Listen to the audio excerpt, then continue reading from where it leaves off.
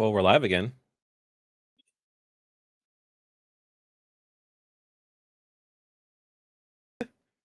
Yeah. Hello? Oh my god.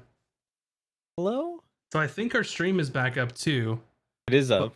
But Yeah, but we also don't have VS's camera. I don't know. I think in the stream, like your camera is not. You gotta refresh again, VS. So yeah, I don't know. We can try this one more time, and then if it goes down again, we'll just say we're done. Is everyone cool with that? All right. We're gonna give it one more try. We'll give it one more try, everybody, and then sorry, everyone. If it's good, then it's good, and if it's not, it's not. Okay. So there he is.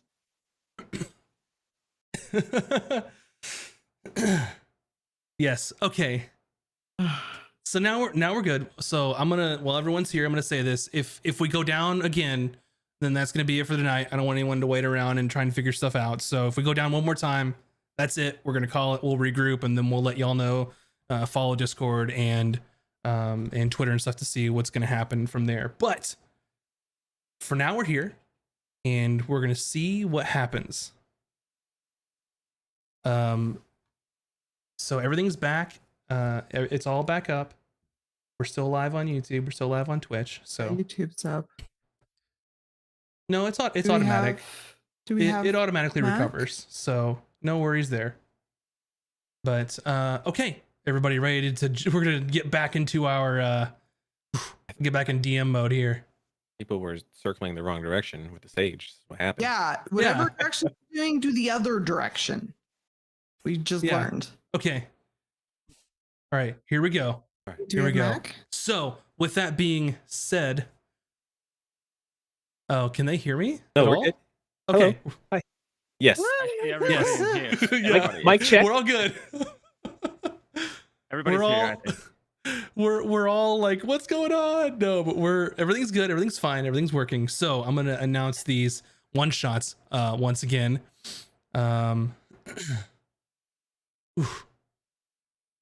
Okay. Oh, they said they can't hear. Can you talk, Mac? Yeah, I can't hear Mac. Oh yeah. You might have to refresh, Mac. Refresh Mac. I couldn't see her camera because we have her portrait over it. Will you say something, VS, real quick, just to make sure? Mic check. You're good. Okay. Woo! All right. What a fun day, everybody. Hey, but you know what? We're doing it live. This is a record amount of how long we've been live in a row so far. So let's keep going. Yep. You're good now. Okay. You're good. Man, I have got a lot of fucking editing to do if we keep going. It tonight. is Holy Friday the shit. 13th. Oh my god, it's Friday the 13th. No. Okay. Here's what we're gonna do. We're gonna. It's like we're doing a marker. Like take 10, and then you just cut it from here. And we're starting now. Like start over. Yes. Yeah. What Does I it want to help? say now is I want everyone to take a D20, and I want you to roll it, Yes. Okay. and it's going to determine how good our night's going to be from here on out. Uh-oh. Okay. Okay, I'm gonna use Just my roll dice. one. Yes, chat. If rolled- you guys have a D20 Everyone. next to you. I rolled a 13 on the 13th. I think that's a sign. I rolled a 14 on the 13th. What'd you roll, VS? If you have it in chat, roll it. Let us know. I got a 10, so if this is a death save, it's a success. I got a 6. So Uh-oh. No. middle of the road. No shit. I rolled a natural 20. Yeah. That's all that matters. I rolled a all natural that 20. matters. So Max, if you need this for editing, I got you. Oh, Oh my gosh. beautiful. amazing. I Holy found shit. that in a park, by the way. Found it? Yeah, it was in a park, like a metro park. Well, we have it now. So, okay, I rolled a natural 20. So it's either really, really good or really, really bad. It's for as me being the DM. But anyway, here we go. Starting back over for the one shots.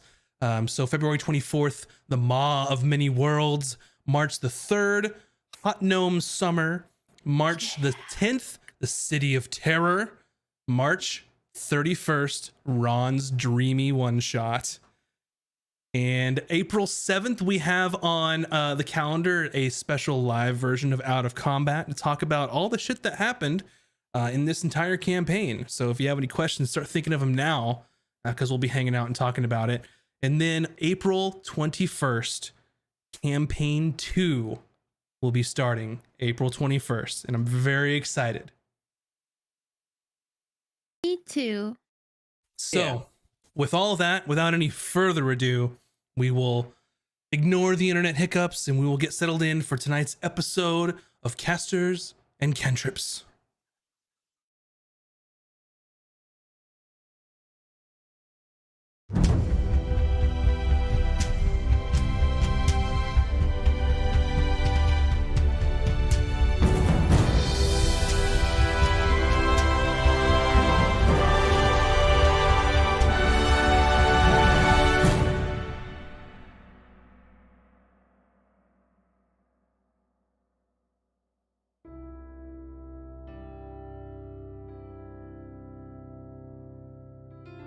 Our story last left off with sweet justice in the onyx spire of the lich known as Ophiar's Seam. It was immediately apparent that something was terribly wrong with the lich. The party informed him that the archmage Zavras was now in possession of the Wand of Orcus. The lich now believed that all is lost, and the group was as good as dead, and the lich would now succumb to the Bloodlord. Sweet Justice informed him they now had a plan, which included Baron Voss Creel sneaking them into Salon. After receiving some assistance and some quarters for the evening from the Lich's apprentice, the party continued with their plans. Bryn used sending to reach out to their contacts across the continent in an attempt to achieve a ceasefire between the kingdoms of Vantis and Ramcrown. And it appears the party partly succeeded in this regard, and they would have 1 week for their own plans to come to fruition. After reaching out to their allies, Vin was able to use her newfound power of teleportation to quickly transport them to the hidden elven city of Ephrion. The group informed leadership of the incoming demonic threat and then made their way to meet the Baron at the Crag Pass. The party was able to narrowly avoid detection from the Red Dragon Varsiliax, known as the Crimson Dread. The party continued onward and unfortunately ran across a Salon scouting party in the mountains. They tried to negotiate through the surprising situation, but ultimately had to resort to violence to avoid their plans being detected. After defeating their enemies, Vin teleported the group once again by using a small bag of sand from Kular Halas that the Baron carried with him into battle. In that instant, the group was teleported inside of the front gates of Salon's capital city, Kular Halas.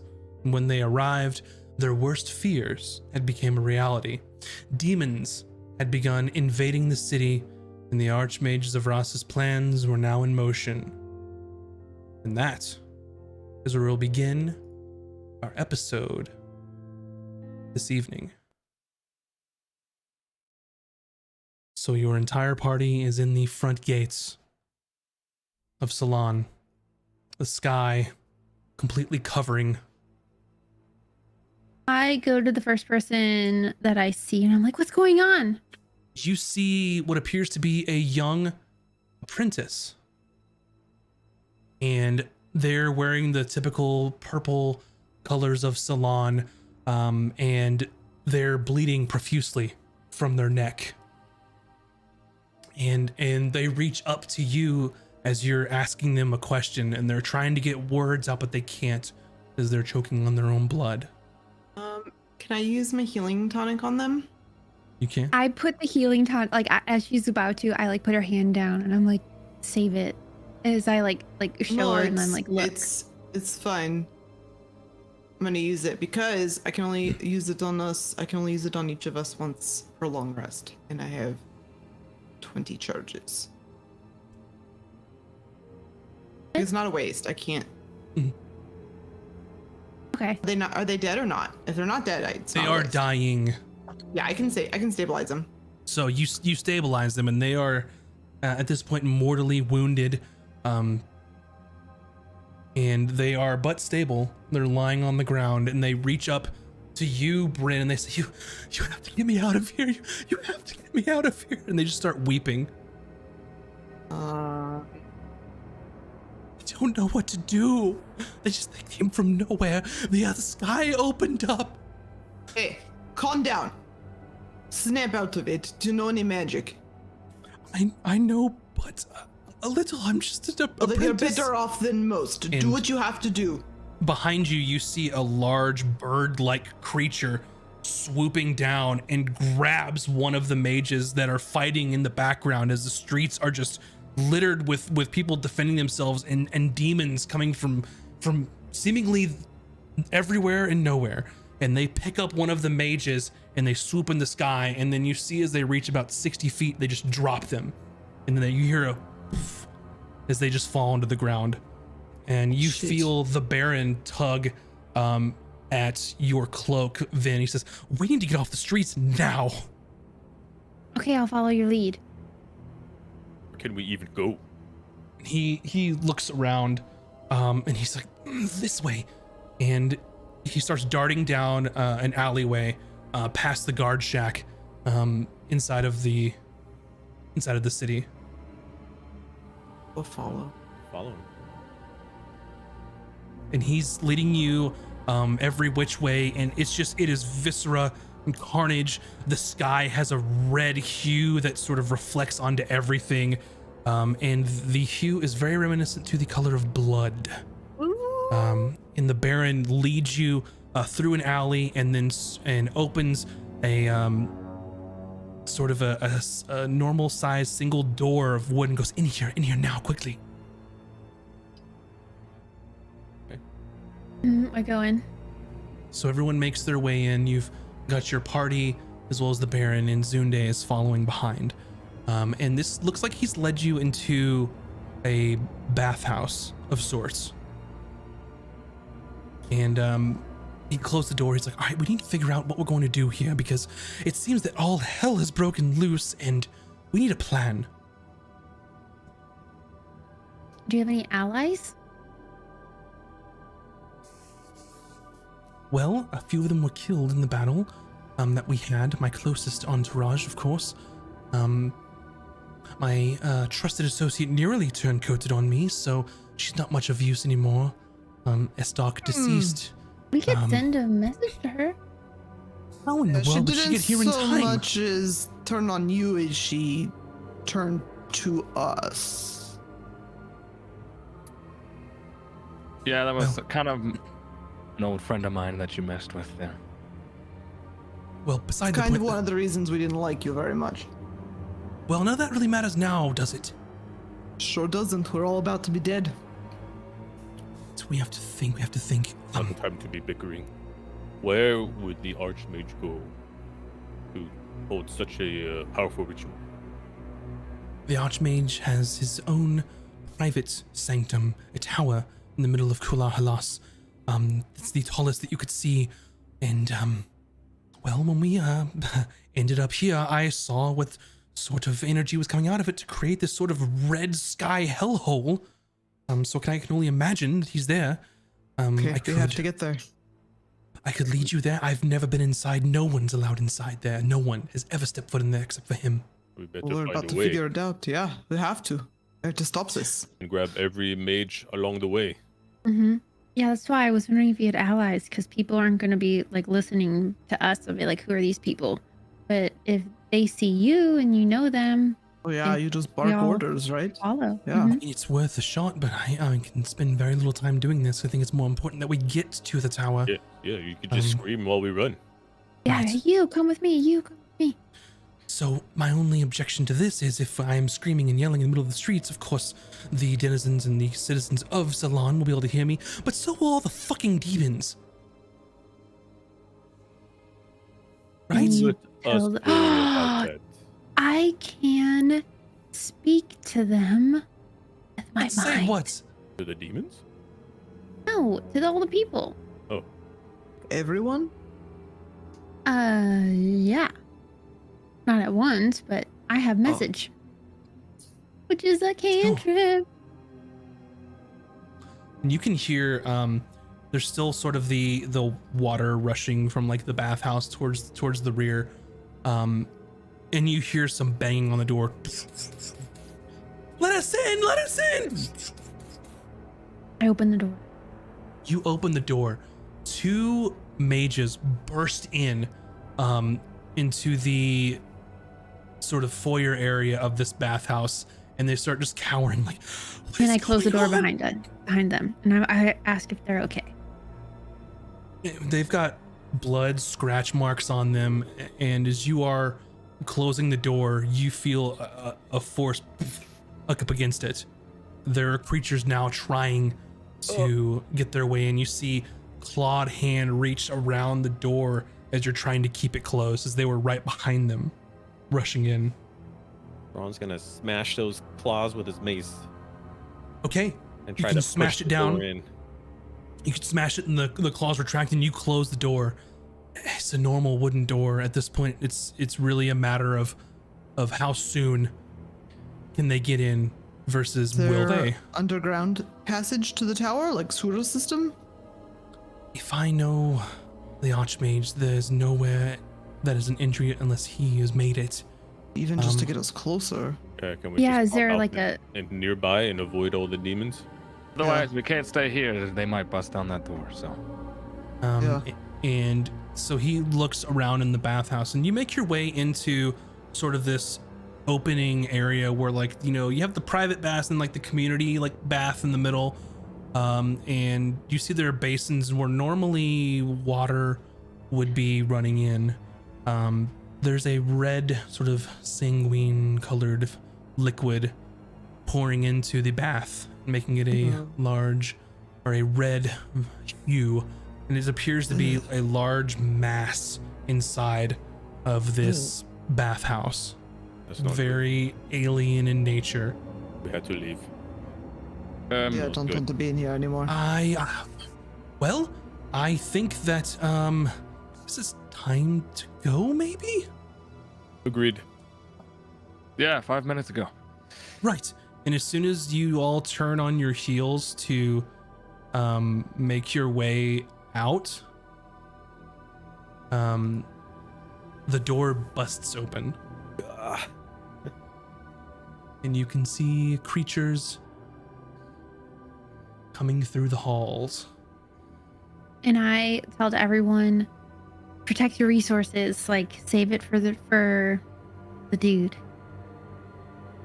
Alrighty. I will share with you a map in a moment, but I have to refresh everything because, you know, the internet went out. So a little anticlimactic. I apologize, but you will see it A all little bit of loading soon enough. music.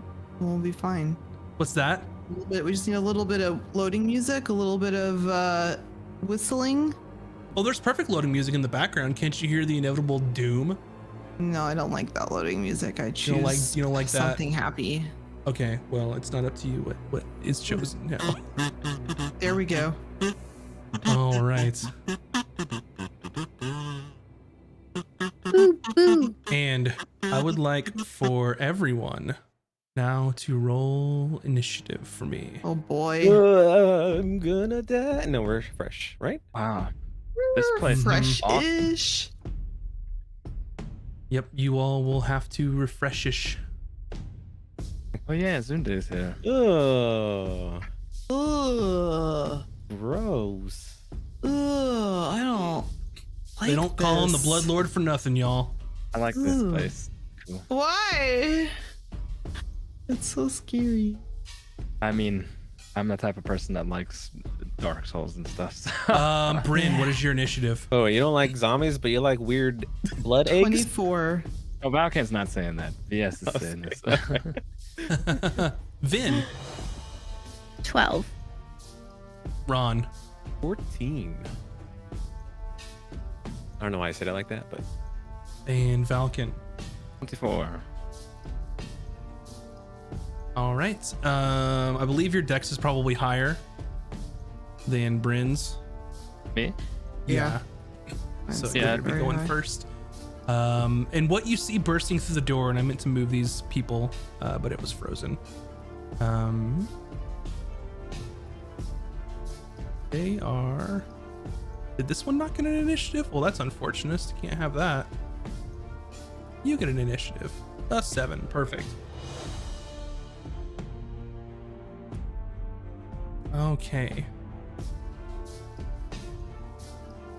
This place is just absolutely disgusting. What you see bursting through the door are a number of creatures, one of which, and they are small size, so they come up to about your midsection, VS, are these small, demonic-looking creatures with skin rotting off of their flesh, sort of clawed hands and clawed feet as they're sort of bumbling down the hallway. And then behind them is another creature, which looks like a weird amalgamation of different rotting limbs. One of their arms has a mouth on the end of it. There's just putrid looking like boils on their skin. It's definitely not a great sight. Okay. So what would you like to do? For a little clarification, when we were getting ready to leave, which direction were we going? Away from the main door they came in? This is the main doorway. Right. Were we going to head back out that way? Mm-hmm. Okay. So we This do is have to go definitely that not way. up to fire code. There's only one way in and out. Aw, Okay, man. that's what I wanted to know. Man, I feel like okay.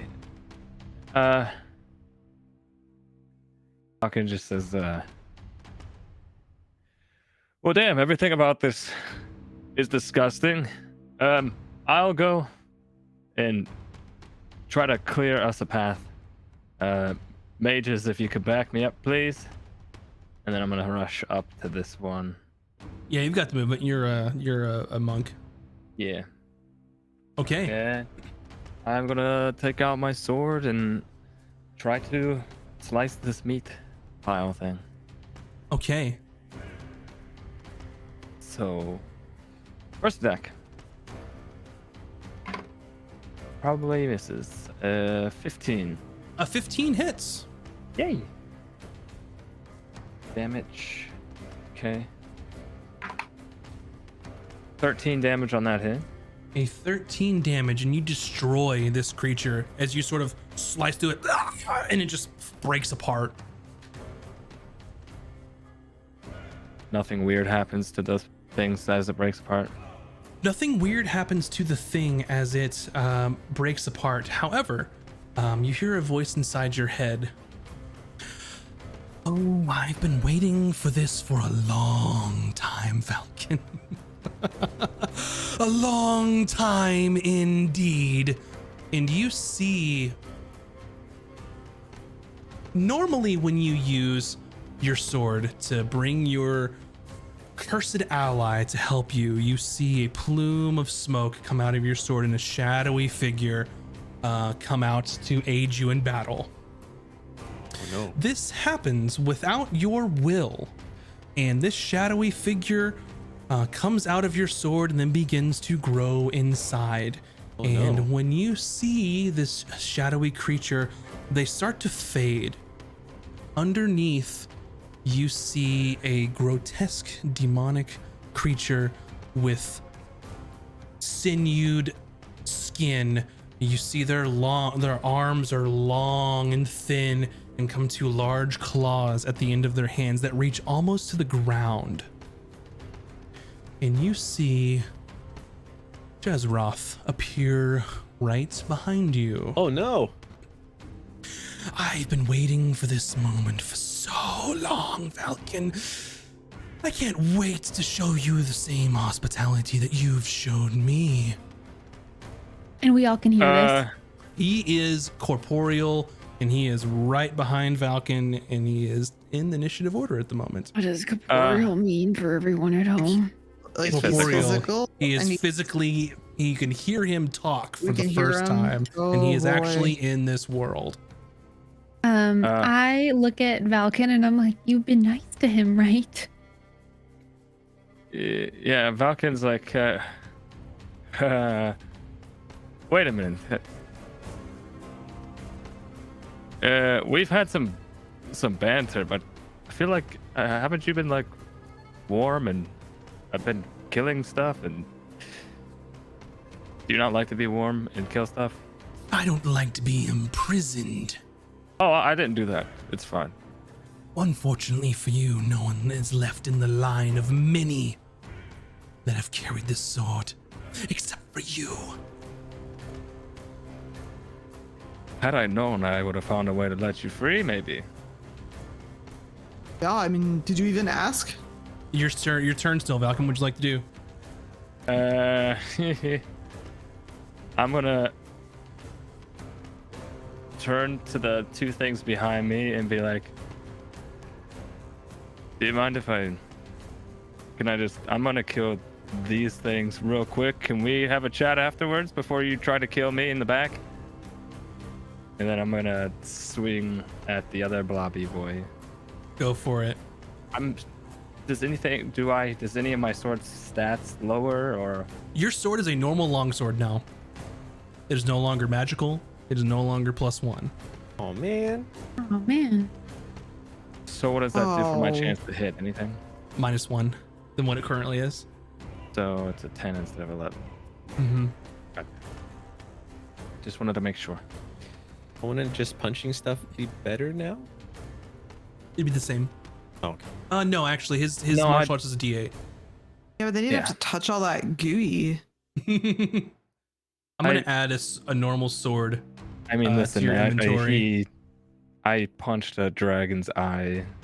That's about as gooey as it gets, I think. That's true. Okay, here's a swing and maybe a miss, because that's a 14 now instead of a 15. Against the small blobby creature, 14 hits. Yeah. Oh, okay. Should not. Probably not. 7. Does the damage added on to the? Is it not a +6 anymore for the extra damage? It's a +5 now. Okay, so 6. 6. Not enough to kill it. Okay. So I'm going to spend a key point Mm-hmm. in this situation. Your sheet is now updated with your normal longsword. Oh, that's a bummer. Oh. It's fine. It's okay. Yes. All right. Key point. For. Oh no. I'm gonna throw some punches at the blobby. Go for it.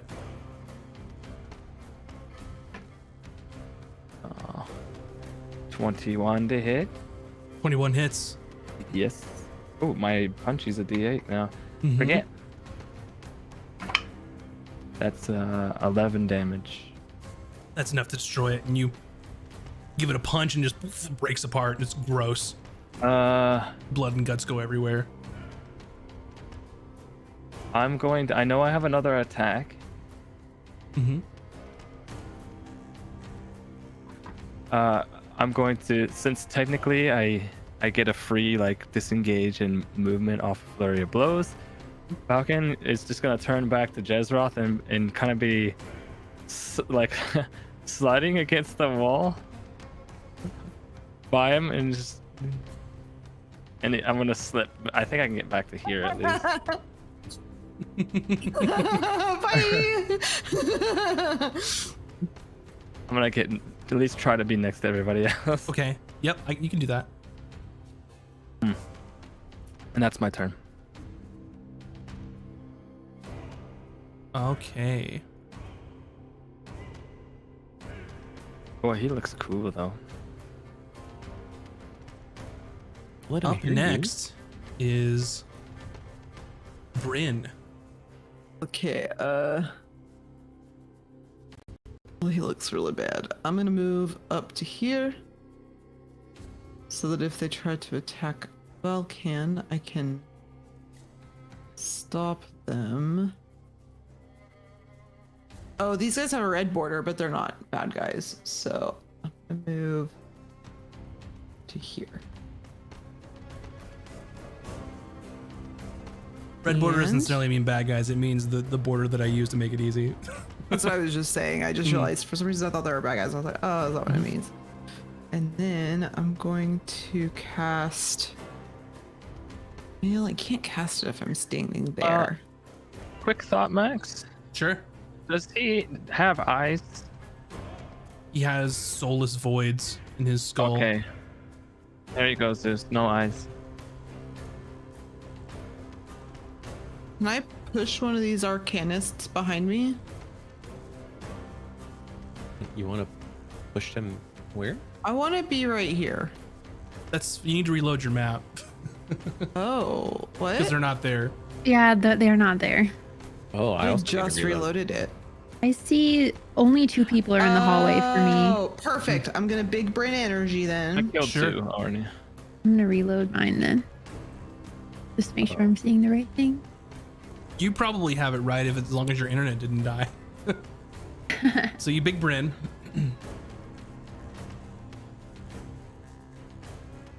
And then I would like to. I need to. I still had your cam off on this scene, but now I'd you're like back. to Now people can see. Oh take yeah, the- hey guys. Dodge action. Dodge action. Got it. No, I want to take the help action. To help whom? Velcan. With whatever he so chooses to do next time. Okay. Like, I don't know, maybe he wants to climb up my back and throw some punches or something. I don't know. How high is the ceiling in this place? In the Mhm. hallway, it's probably like your standard, like maybe 8 or 9 feet tall. So Bryn's touching the roof. Yeah. basically. Yeah. Ah.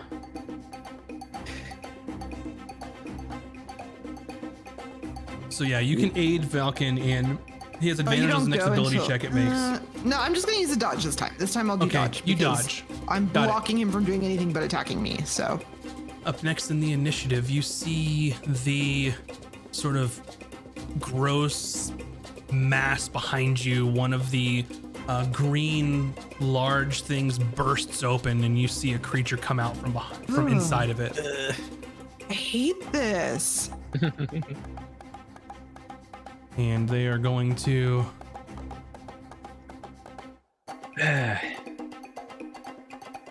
No, gooey things don't really like fire usually. They're gonna come over here. It's true. Or they're extra flammable and we'll all die. And that's all they can do because they are wading through the bath, the blood bath, literally, and it is difficult terrain. So that's as far as they can go. They're a little slow. Up next is the Arcanist or Salon, this mage, and they just see behind him and see this thing burst open and it's wading across, and they look and just hold their arm open and then throw a magic missile out at that.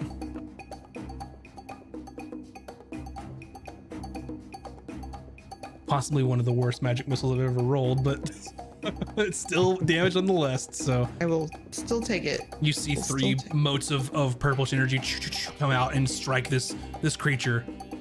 Seems relatively unfazed, as in that was 'tis but a scratch. Up next in initiative, another one of the sort of green balls bursts open, and you see this creature crawl out. And they're gonna make their way around here and stop there. Ron, it is your turn. Ron is gonna grab 2 holy waters and smash them into the blood water. Okay. After reciting a Sylvanas prayer. Let's see. No idea what's gonna do. I'm just gonna try it. I like it though. Out of the box thinking. Smashing some holy water. What I will say is I will let you make the normal attack of what a holy water would do with advantage, and then you can double the damage since you're using 2 of them. Okay. Do I need to make a dex attack? I believe so, yeah. because it'd be a ranged, improvised. Okay. Think is improvised weapon attack ranged? We'll say yes for now. So I rolled a nat 20, There you go. which is very nice. So what's holy water damage? Holy water is 2d6. And does he Alright. double it? So I'm Yeah, he rolling doubles. 8 to 6. Roll Double. 8d6 with your holy water. I said it, and you did it. So Holy moly. go fuck that guy up, man. Nice. I'm so happy about that. That is amazing. Thinking outside the box. All right. Okay, off to a fantastic start. 20, 22.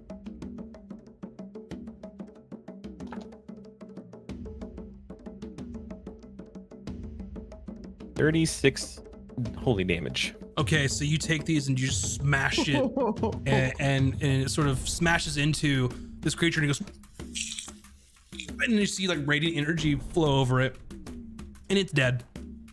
Awesome. Oh, good thinking, Ron. Yeah, Ron knew it would work the whole time. Ah, All what do you right, know? and that is your action. All right, that's all. Ron's gonna shimmy up here, kind of like block the entryway. Mhm. They somehow get past Bryn. Gotcha. You're watching my back. Thank you, Ron. Yes. Okay. Up next. Let's see. This one is gonna move. It actually can't unless it runs, so it's gonna shamble up here because the hallway's a little crowded for him now. It's gonna hold their attack.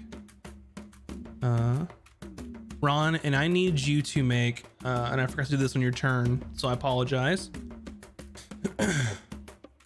Let's see. What does Ronnie got to do? Roll a wisdom saving throw. Oh, okay. That would be 28. You're good. Alrighty. And Vin, I need you to roll a wisdom saving throw.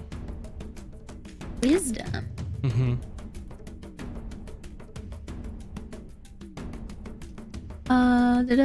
Let me look at what that is. 11.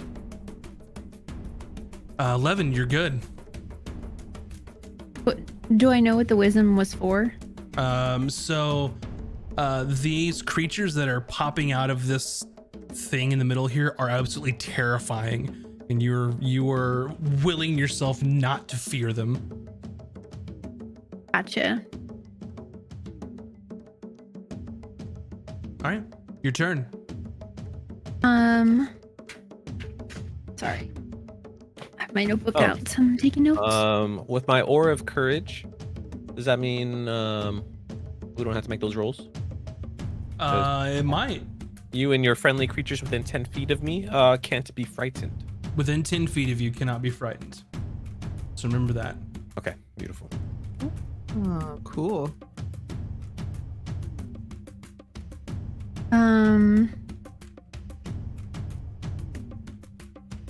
Okay. Sorry. I was reading some of my stuff that I got because okay. I thought I wasn't sure if that was like a charmed sitch. So I can't be charmed, but This one's not a charm. There's nothing charming about these grotesque creatures. to you. No. Okay. Gross. All right, I am going to do my specialty and firebolt Firebolts. the stinky guy in front of Grandma. Okay. Go ahead and do it. 12. A 12 is their armor class, so it does it. Does it or does not it? It does. You're good. Okay. Burn them up, girl. Hold on. I dumped out all my dice, which I'm now realizing is a mistake because for whatever reason my eyes just see a blob. Okay.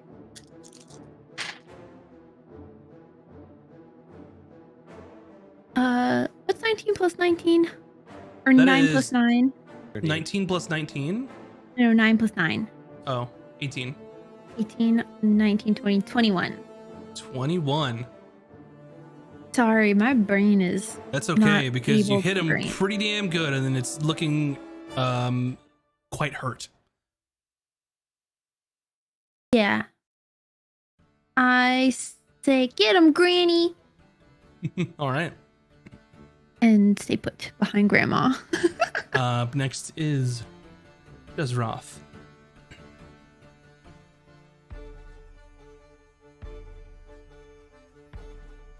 Who is totally on our side. Oh yeah, for sure. Why do you guys say it like that? Maybe we can convince him to be on our side.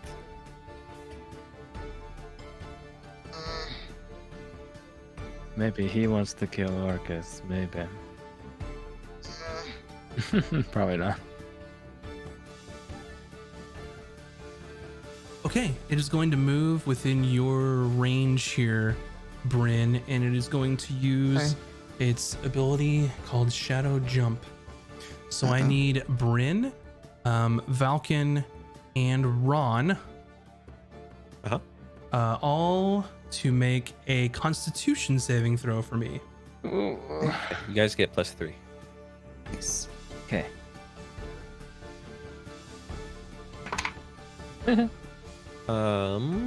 18.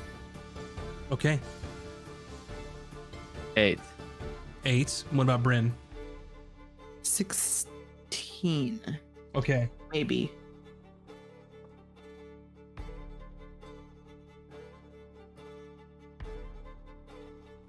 Might be better than that, but if 16 passes, then I'm not gonna stress over it. Both of you are fine. Valken, you take 29 necrotic damage. Is this spell damage? No, Oh. it Okay. uses a. You can see in this area as you're all inside, and with the cloud covering everything, and being a building, everything's dimly lit, and it appears to be leaping between the shadows. And it moves behind you all as it sort of puffs out of existence and then puffs in another dimly lit area here. Hey. That is going to be their turn. Up next, the Baron.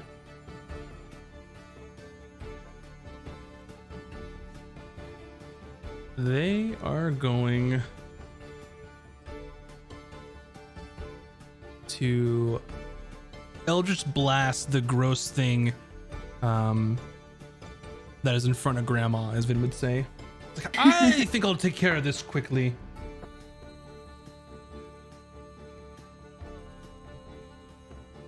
So he hits once, rolls a natural 20 on the next one, and hits. All right, Baron, shit. Why didn't you roll that well when I was fighting them? He's going off for you guys. It's a good thing. So that is. It's the least he could do. This is the least he could do. So 40, 10.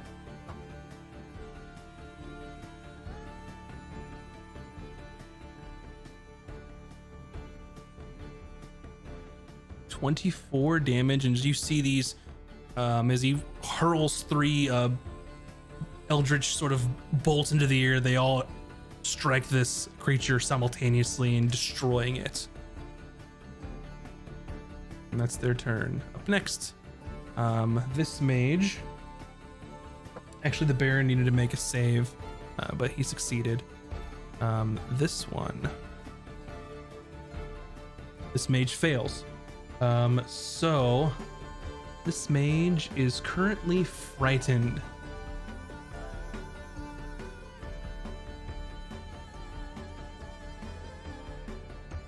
Yeah, they are frightened and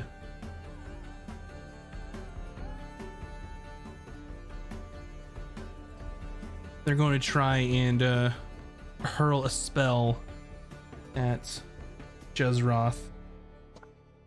Is Mhm. just his presence what caused that? It's these gross dudes.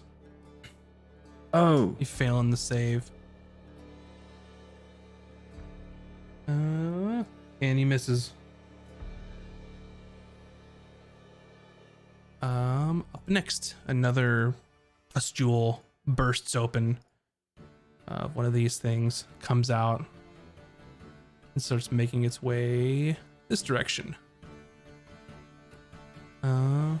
Zunde.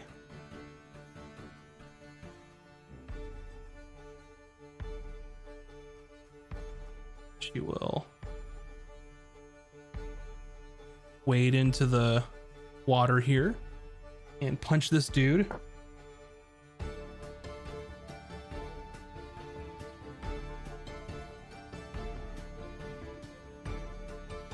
how tall is Granny?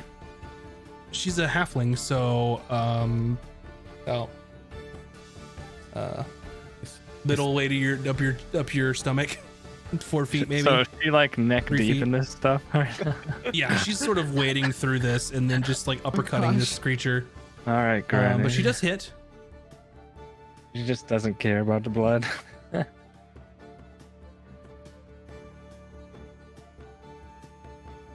She does 15 damage. You notice that when she gets within range of Jezroth, he takes an attack on her for being in his range within 15 feet.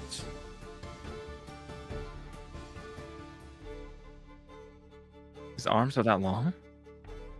Yes, he has a range of 15 feet. He hits.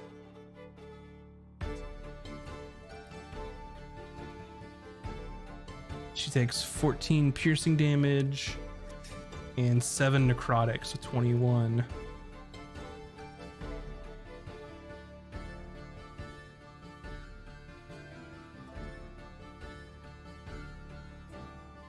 Let's see. Then up next is going to be back to Valken. Okay. Valken, he looks up at Jezroth. He's like, pretty sure we're not some kind of friends at this point, huh? What do you think? I mean, clearly I think we are. But, I guess my, friendship was one-sided. And then I'm just gonna be, I guess I'll swing the sword at him.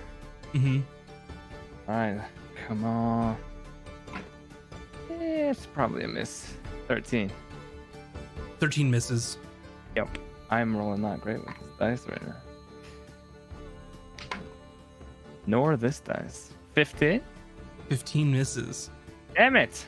He dodges out of the way of your attacks.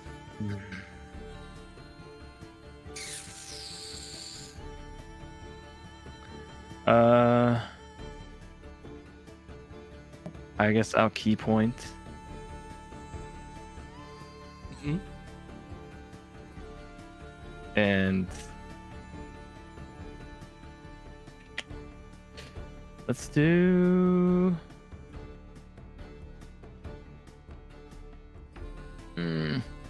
I'll do patient defense. Okay. Patient defense. Yeah. Bryn. Okay.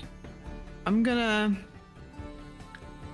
realize that my large size is now a hindrance, but I'm just gonna go over and smack this dude over here Okay, go for it. with my spear.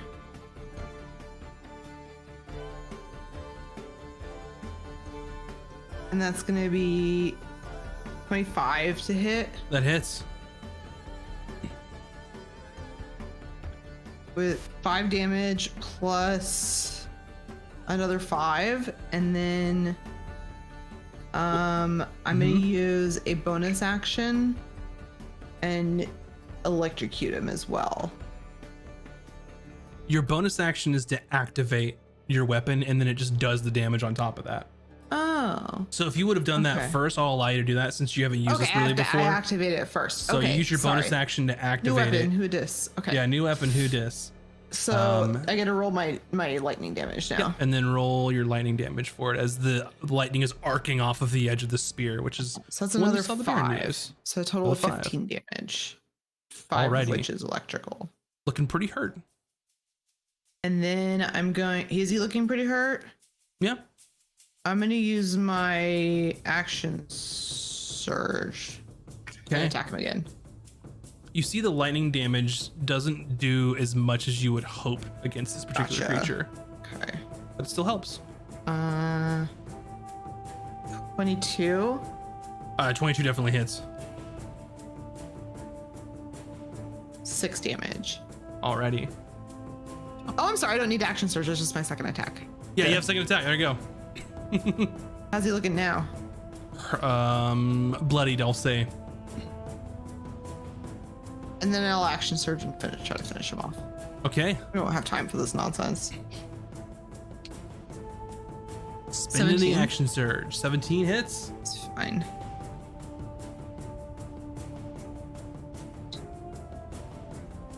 So that'll be 6 damage.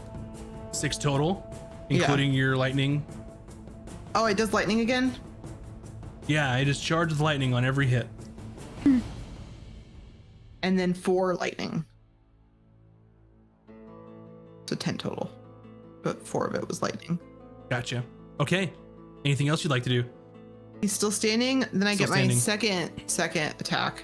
Yep. Your second attack. And that's going to be 20, dirty 20. Definitely hits. And that'll be 10 regular damage. Okay. And How much 2 lightning? That's enough. Exactly enough. Good. And as you hurl your spear into this creature, the lightning sort of bursts it open and it falls. Perfect. And then I'm going to move back over here. Okay. Up next is this Arcanist. And they are gonna back away here. Here. And then they're gonna try and loose another spell.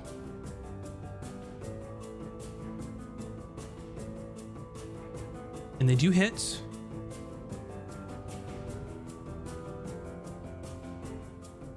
They do 10 damage. You see them hurling like a bolt of fire out of their hands, but nowhere near as proficient as what you are, Vin. You're better than the mages that live in Mageland. Heck yeah. They need to know I'm a princess. Just imagine that every time you attack someone, you're like, I'm a princess, just so you know. Leave me! As I like burn everything down. Ron. Oh. Okay, Ron's gonna go for big boy. Ron can't believe you're carrying this thing around, Valken. Gross. Ron's gonna swing away. Never asked him what he looked like. Or did I? Unless. What do you do? And then I was reviewing my 17. spells, but I'm just gonna attack. Okay. Okay, it's 27 hit. Yes. All right. Missing a D. Okay, there it is. I do 11 damage. Okay. 3 of it is holy, or radiant, I should say. And then swing again. Go for it. 26. That hits. And then Ron's gonna smite. Level 1 smite.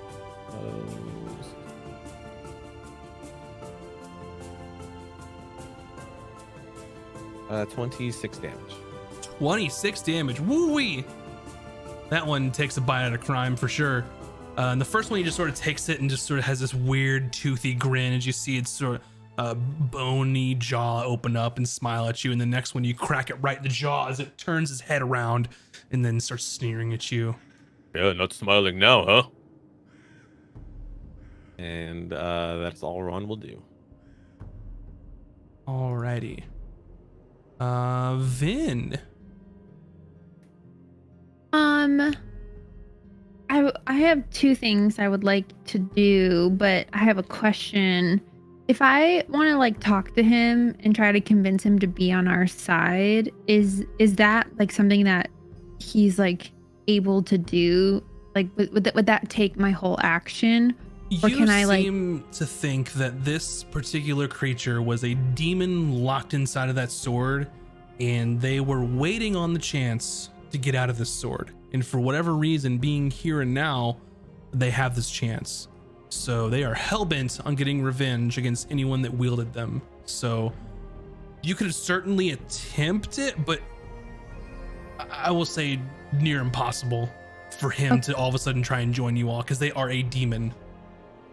right? and Okay. Being forced to be used as a weapon. Okay. I guess I would like try to convince him like we aren't the bad guys here. There's other bad guys. But if it's like a lost cause, then I will not. Yeah, it would be much more helpful to blow this fucker up. All right, I will heed your advice and firebolt him then.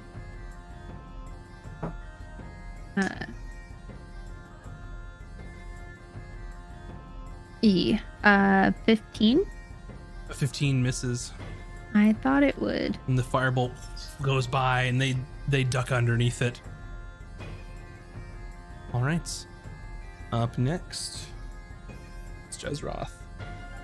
That ability is not recharged, so he's going to reach out at this mage, and he's going to hit them with his long claws.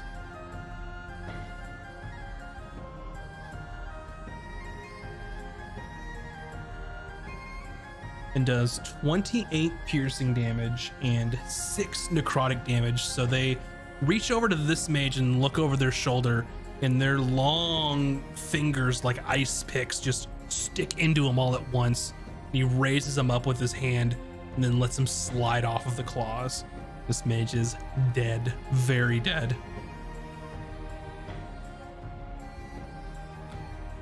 And they're gonna reach out at the other mage and try and pick them off. They're intelligent enough that Valken's taking a defensive stance, so he's gonna start picking off some of his allies. That hits. Who's he attacking? This person. Ally. 26 piercing damage and 16 necrotic damage, and they reach, and picture this in your mind, a creature 10 feet tall, lanky, with arms that drag the ground with their long nailed hands, reach out quickly to the side and just impale them lightning fast, and then retract their hand, instantly killing them. Does that trigger my sentinel attack? Yeah, it would. Okay. Is All they're right. attacking someone that's not you? Is that all it is? Yeah. That's 5 feet in front of me.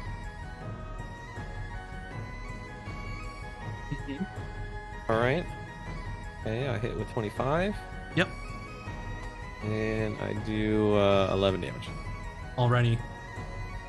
11 damage. That one doesn't seem to care too much. He's looking hurt, but they're hell-bent on doing some damage here. Next is the Baron. And they are heeding Vin's advice of save it. save your spells. And they're gonna Eldritch Blast.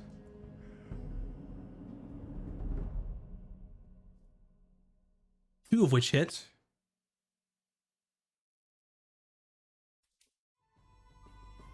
doing 9 damage.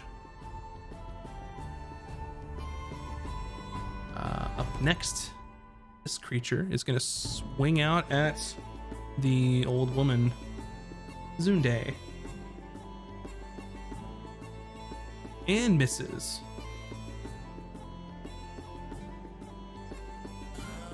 Up next is Zunde.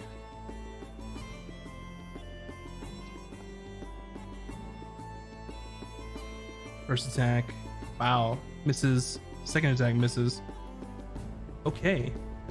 So she swings and swings, and this creature's just taking it, not even injuring it. Valken, you're next. Okay.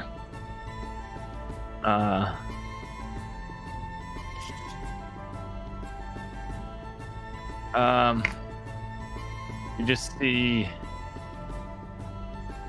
Valken's face become really intense after seeing Jezra drop 2 people instantly, and he tries to refocus himself after missing his attacks before, and he's gonna try to put every bit of focus into the next strikes to see if he can hit. So here we go.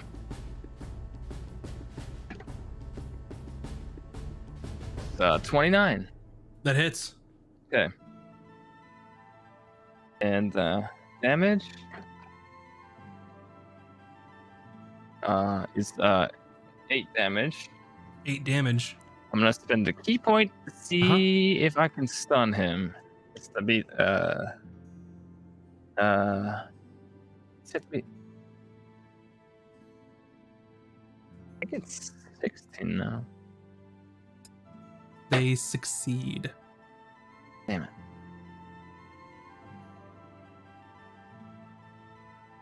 Okay, second attack Go for it. is a what is that? 17. A 17 hits. His AC is 16. Okay.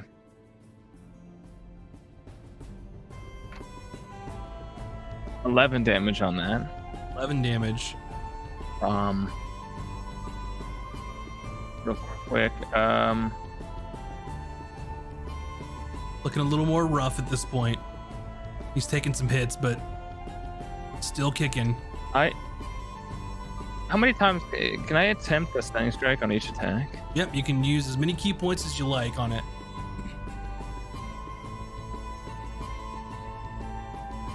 This creature looks quite hardy from what you can gather.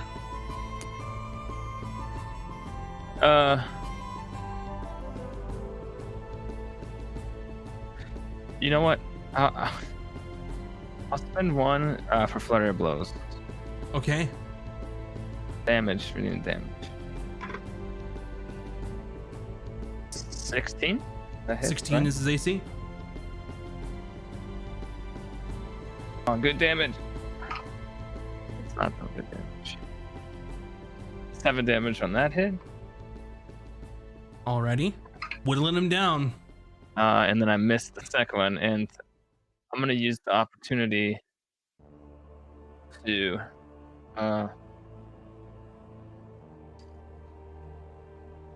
use that disengage.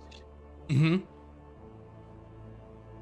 I'm gonna swing around him, like try to go around his form, Mm-hmm. Yep, we can do that. and I'm going to cut through the blood past Zunde over here. I don't know Okay. if it's like half my speed through this It water. is. It's difficult terrain. Oh, let me count real quick. I imagine I can get on the step, and that's probably about it. Yep, that makes Uh, sense. You'll take an attack of opportunity. Oh, no, you won't because you're disengaging. So never Yeah. mind. Forgot. And I'm gonna like, as I land on the step over there, I just point in at Jezroth and be like, I think you're beefs with me, so let's go over here, big guy. Okay. Bryn, it is your turn. Okay. Can I step into Ron's space just to attack? You would be squeezing, so it'd be disadvantage.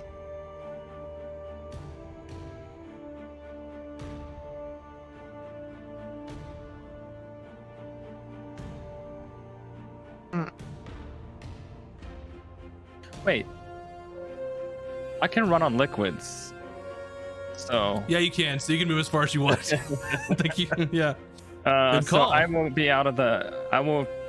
Having said the same thing, but I want to be over here, and just I want to Perfect. try and goad him since he probably hates me the most, and try to get his attention towards me.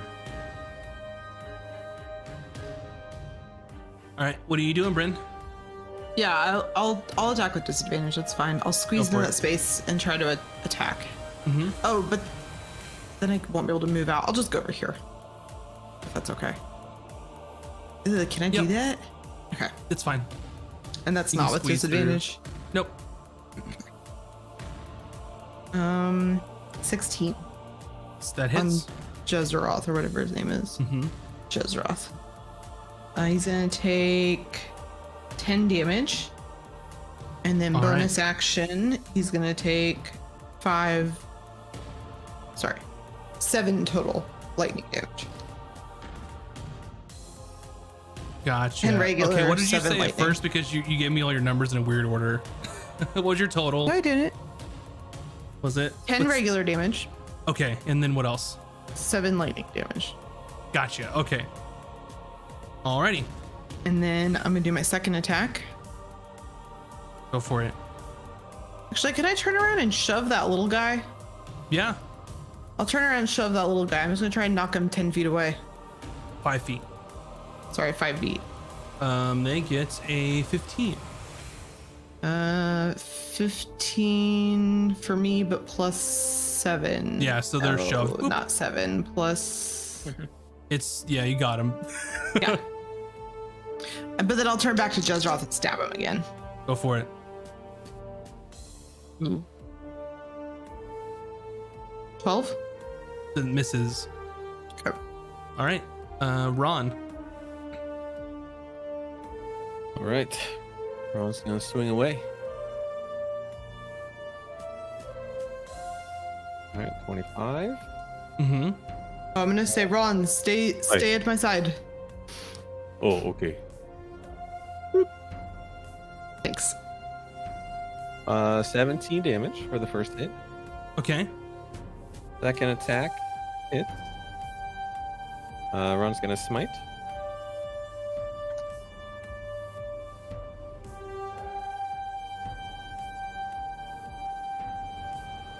Three 28 damage. 28 damage. Yeah. All right. Tell me what it looks like when you defeat Jezroth with your mace of smiting. Oh, shoot. Who is he directing his vision towards right now? He's looked over at Valken and gave him the "come here, little guy." As he started looking over his shoulder. Ron's gonna tap him with the mace, like, "Oh, you look at Ron," and then as he turns his head, Ron's just gonna super smash the side of his face. Yep, you smash and you cave this demonic head in, and he sort of drops onto the ground and then just dissipates in shadowy goodness. Couldn't think of a better word. Ron It suggests dissipates. we get out of this creepy bathhouse. And gross. Mm-hmm. Yeah. Falcon's kind of surprised there, seeing Ron crunch him, and he's like, "Okay." And you just see him casually walking across the blood back over. There's still to one you more guys. thing. You're still in initiative. Oh, my There's bad. still another Yeah, creature. there's still a guy. Oh, I that forgot. guy. He doesn't count. Let me go back. Ron? Can Ron roll a religion to figure out how to maybe stop these gross blood sacks from popping out demons? I will say no roll needed. There's no more sacks left. They all burst. Okay. Valken, you feel your sword sort of hot to the touch as you're holding it. It's not hurting you. It feels warm.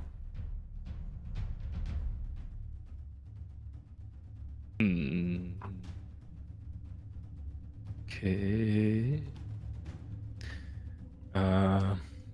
Anything else you want to do, Ron? We'll get to that later. Saying have built-in hand warmer. I could have used it up north. Ron's actually gonna get up and next to Zunde and Okay. kind of just protect her. Finn, your turn. One more icky dude over there. And I'm gonna do my firebolt again at Mhm. it.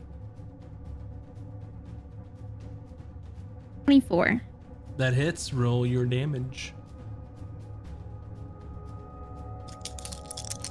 Some ASMR. All those dice, those beautiful dice. 12, 13, 14, 15, 16, 17, 18, 19. What does it look like when you kill this last rudderkin? I go pew, pew, pew. Yeah, and the bolts of fire all impact and just immolating it inside of this nice pool of blood.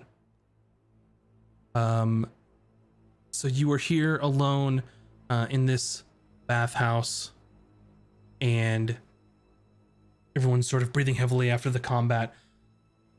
And Falcon, you feel the sword feels warm in your hand, but not like hot. It feels like a warmth, like a comforting warmth.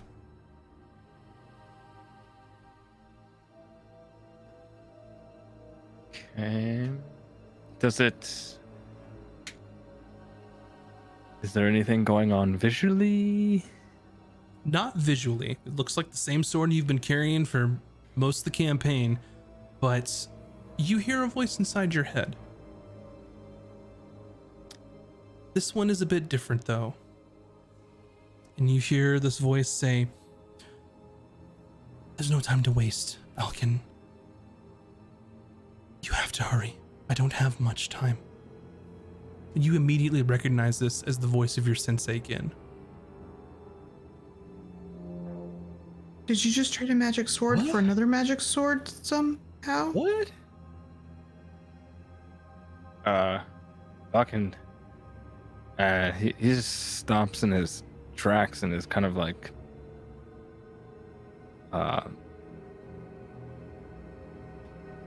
Like, what did he just hear?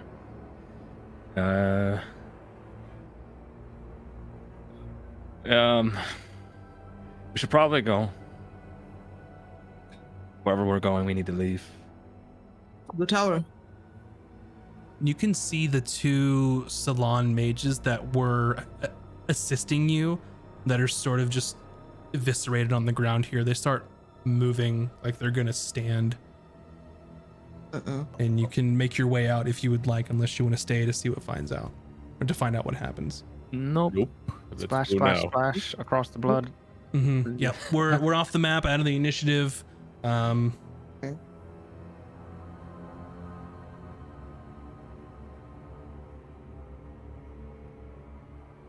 What do you do? Baron, where are we Yes, going? we are getting the fuck out of here and trying to Like make this plan. it's to the tower as soon as possible, please.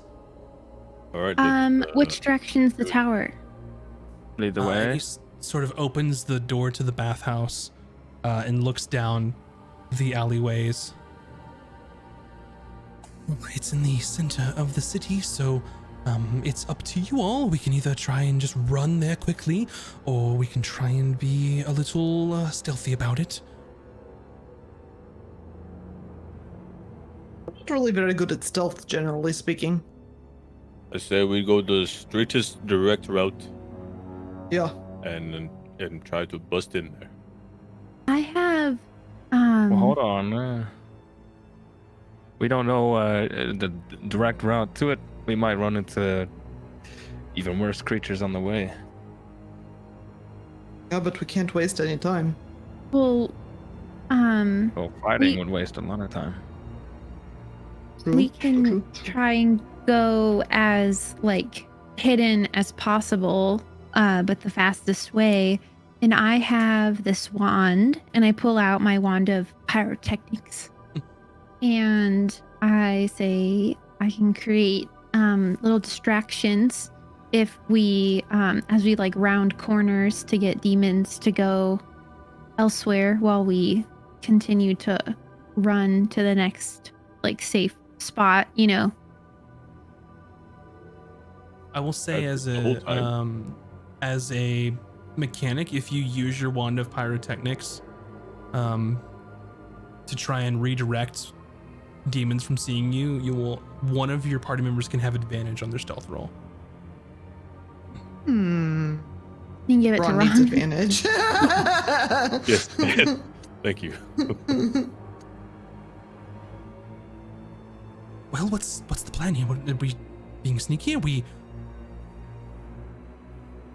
In I a say way, it doesn't hurt to be sneaky, and then if all else fails, we just make a run for it. Okay. All right. Falcon, you in? yeah, let's go. All right. And he sort of peeks his head out of the way, or out, and looks once again. Well, yeah, goes nothing. And like all of you to make a stealth roll for me. Oh Yeah. boy. Normal roll. And Ron can roll normally thanks to Vin. Nice. 17. I've been rolling well. I rolled a 17 too, so 18 plus my 1. Ooh, that's pretty good though. 23. 7. Okay. Average is pretty good. Well, Zunde rolled a 2. So that's an 11. So not terrible. The Baron rolled a total of. Where's stealth? Oh, he has disadvantage. I forgot. Okay, he rolled a 5. Not great. So you all are making your way through the streets here, and as you think you're coming stealthy through this area, you're seeing all the various buildings. You could see just amazing things. There are lamps that are seemingly powered with nothing but the power of magic. There are floating discs with supplies, cargo, things that are just making their way through the streets as they are powered by some arcane will. But everything else is utter chaos. The sky is red, like the color of blood. The streets are filled with screaming mages desperately fighting off demons at almost every turn. And this chaos may be giving you a little bit of cover here, hoping that they are distracted fighting other people. And as you're sneaking your way through the streets, and you make your way through into another alleyway, into a large sort of corridor, and you can see the tower in the distance. You've made a decent enough, even though the couple stealth rolls weren't high. You've made it about halfway to this just giant tower in the middle of the city, and you can see that some of the low spots in the city are filled with pools of red liquid that you can only imagine as blood. There are other large sort of roiling masses in the streets. You notice that as these mages are falling, they're getting back up and are turned into undead. So soon the forces that are holding these demons at bay as best they can will be turning to serve them. And you make your way through these streets. There are statues toppled, complete disarray, and you are looking around the corner, peering through a sort of courtyard area as you're trying to keep to relative back streets instead of running directly through the city square and making your way directly to the tower.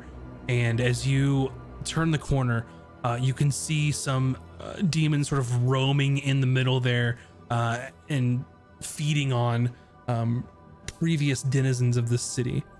And you think that you are remaining unseen until you see a large winged creature with a large proboscis that comes to What? a point. Think like what a mosquito has, like what an insect has, like a needle coming out of its where its mouth should be, and it looks down at you with its compound eyes and just as it sees you all.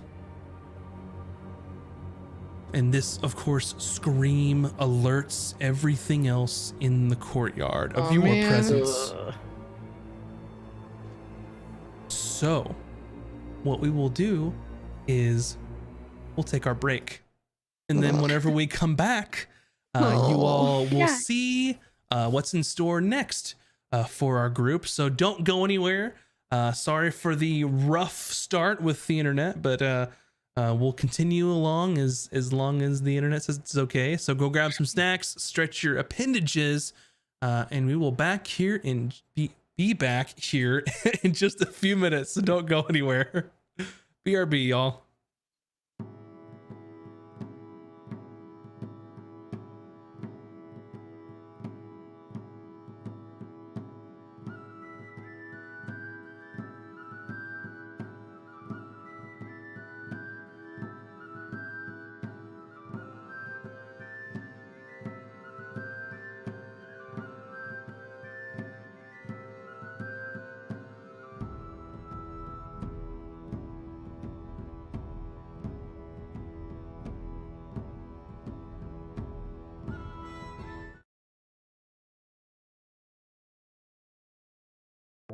Hello, my name's Moves, and I play Ron in Masters and Cantrips. A little bit about Ron. Ron is a Firbolg Oath of the Ancient Paladin. Ron is pretty much kind of like that gentle giant. He's a gentle soul despite him being so large in stature, and the thing Ron values the most is family and friendship. So will do anything it takes to protect the ones he loves, even if it's at the cost of his own life. Let's see, Ron loves to play the flute in his pastime, and he's a big fan of fishing. He loves it. Gets any chance they're by the water, Ron's gonna fish. Let's see what else. Ron also likes to just let it all out. You know, like he's in all day in his armor. When he get a chance to relax, he just likes to lay there in his loincloth, blowing in the wind, you know. And I think one of the most favorite things I love about Ron is that he doesn't understand idioms or phrases. So if someone were to say break a leg, it would confuse Ron very much. Why would you break a leg? This is not good. You know? So, it makes it really fun to roleplay Ron. What Vin means to Ron, he kind of sees Vin as a daughter. You know, he's always looking out for her, always making sure he protects her. And he also learns a lot from Vin. Like, Ron didn't really understand winking. Vin had explained what winking meant to him. Also, a lot of idioms that come across when Ron makes him so literal. Vin takes the time to explain what it really means. So it takes Ron a bit, but he's slowly catching on. Ron is Ron. I don't know. I think Ron is super unique, but if I had to choose something, I guess loyal. Ron is very loyal to his friends. He considers them as family. He'll do whatever it takes to protect them, you know, even at the cost of his own life. I think, though, sweet justice to Ron is basically, I guess, like a coat of arms for his family. He considers everyone in the party family. He feels that close to them. Bryn is from the far north. Bryn Hildoter. She's from a town of Augur, which is about as far north as you can get before you freeze to death. And as you can imagine, someone growing up in a place like that, she's really tough and strong, and she kind of does what she wants. I chose Bryn. I wanted to play a support fighter, which is a little bit of a weird thing, but I wanted to build something that would help the team. So she has protection fighting style. She has a lot of spells that help her with CC and just controlling things in melee. She has a little bit of healing. She uses her healing tonic, which is her medical kit, to top everyone off before and after fights. So everyone has to take a big swig of her homemade moonshine, essentially, if they want to get some healing. So she's a little bit of a weird mix of archetypes because I wanted to specifically help the team, but not be a full support class. Valkan and Bryn are starting to form a good bond, I think, but they're just not the type to talk about themselves a lot. But whenever there's something that they don't like religion or some government types or rich people, they both just kind of are quick to blow that stuff off and go do their own thing. They're going to go take a nap or get a bite to eat. They're just more practical. So they definitely have that in common, which I think is fun. If I were going to describe Bryn in one word, I would say determined.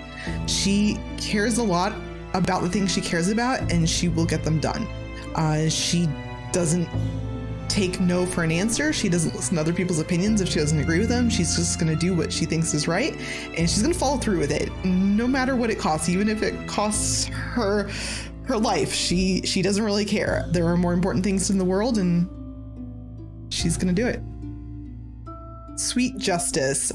Sweet justice to Bryn means sweet justice is about doing what is right, helping those in need, making the world a better place, but also enjoying some delicious cakes with your friends along the way.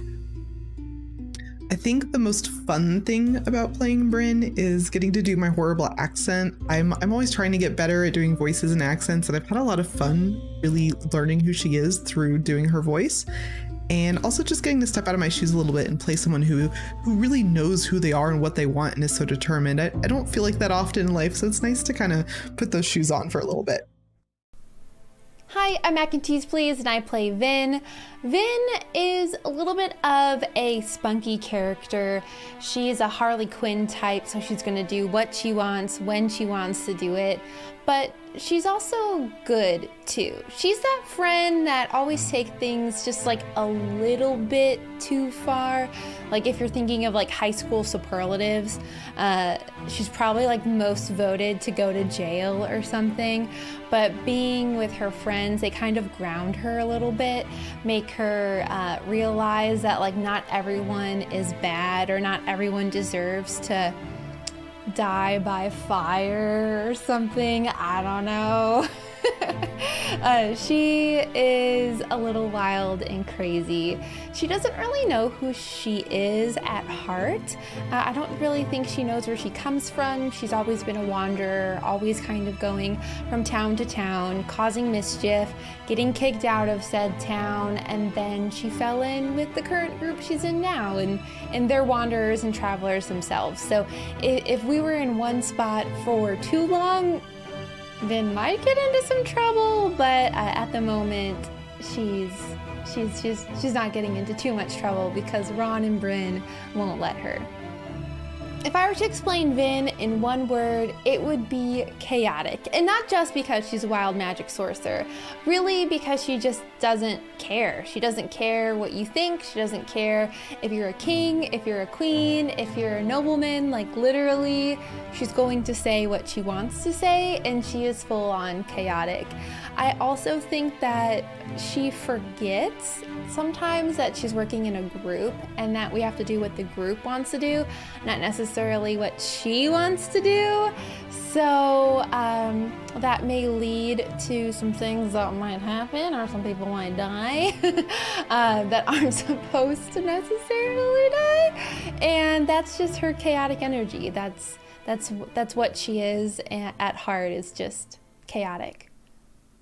Falcon is a very aloof character.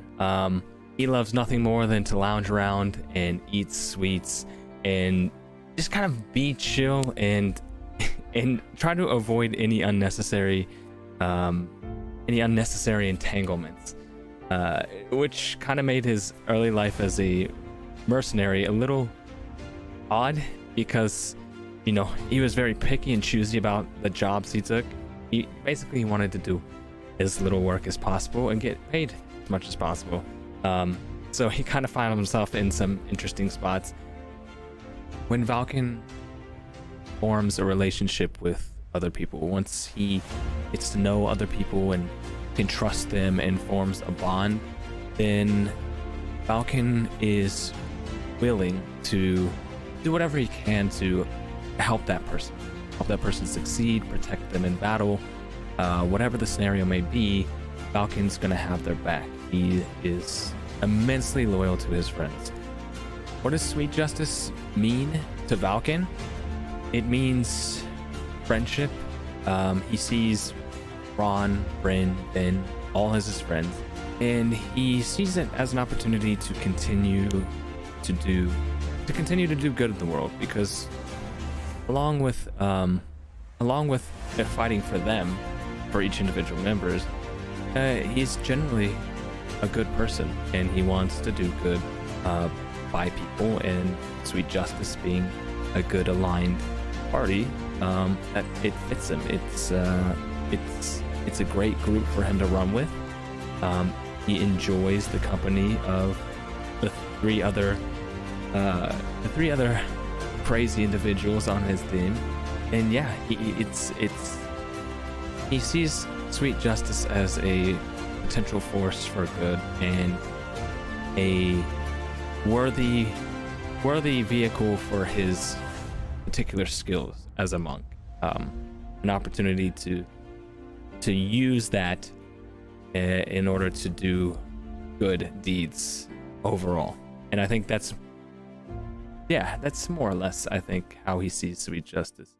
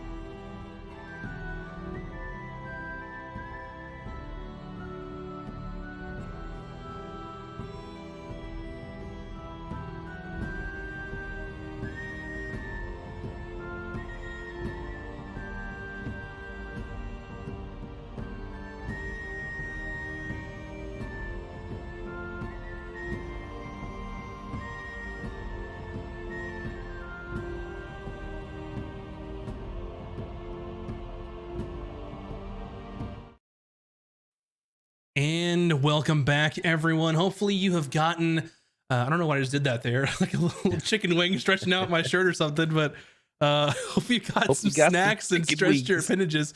Yeah, my chest is hurting from aired out your armpits. From arm day. Me and Moobs are getting swole. Right, So, Hey, sore friends. Yay! Yeah. But anyway, where we left Lazy off, friends. where we left off, the Ice crew cream. had made it a good distance away, or a good distance toward the tower where Archmage Javras is potentially working on his ritual.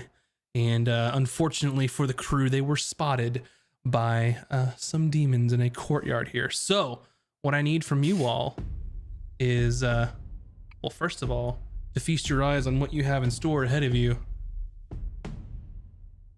Oh, that's cool.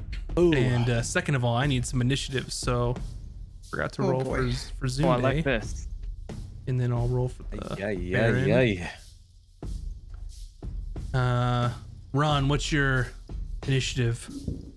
Oh Yeah. God, 7. 7. Valken. Oh, hold on. This is a crazy cool map. 14. Look at the bodies trying to climb out of the goop. Yeah, I like know it. this is awesome. Vin. Oh my god. 20. 20, gonna and die. Bryn. Oh shit. I feel like I'm in Doom. 13. I'm gonna rip and 13. tear. Like Hades. Remember, save your stuff. Yeah, but if we die, then saving it's not gonna get us very far. Just pointing that But out. when we get to the guy, we got nothing. We're gonna die anyways. I already see lots of things to jump on, so The Baron sees all of these enemies in the area and is going to cast a spell. And he casts Armor of Agathis on himself. And you can see when he touches his armor, emanating from his hand, seems like a cold chill that sort of solidifies into ice over his armor. And that is his action. And that's all he's gonna do for his turn. How far is this from the tower? Like, how far are we? You are halfway. Oh god. Oh, we're halfway there. Oh, living on a prayer. Vin, your turn. I am going to cast Firebolt at this fat baddie on the head closest to us. Yeah, and those are some of the little like waist high little goopy boys that are coming after you that you fought in the bathhouse. So Yeah, I'll fire on the goop.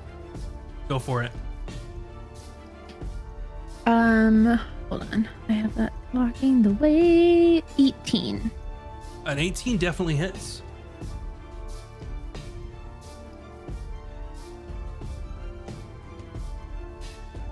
I don't know why I put the dice back in the pile of all the other dice. Doesn't make any sense. Okay, I'm gonna re-roll one of these because it's a 1. Perfect. Perfect. Okay, math. 23. 23. And as this little creature starts shambling towards you all, you unhurl or unleash your firebolt and poof, immolate it, and it just burns into just a disgusting mass, letting off this terrible stench. And I like to, it's like assumed, but also if it's not assumed, I'm wreathing. Yes, just remind me of that. Yeah. I basically always wreathing if it's fire. Yep. Also, Bryn, as of note, you're not big anymore. It only lasts for a Okay. minute, so you've spent some time Yeah, winding that's it out of the fine. streets. That's fine. On initiative 20, this little undead creature that's reaching out is going to try and grapple you, Ron. So I need you to make either an Ew. acrobatics or an athletics roll. Athletics it is. Ooh, we got environmental hazards. That is mathing to 26. 26, it reaches out and you put your shield up and it's just trying to like scratch at your shield, but it's not able to grab you. Up next. Valkan, you may want to avoid the grabby zombies. Noted.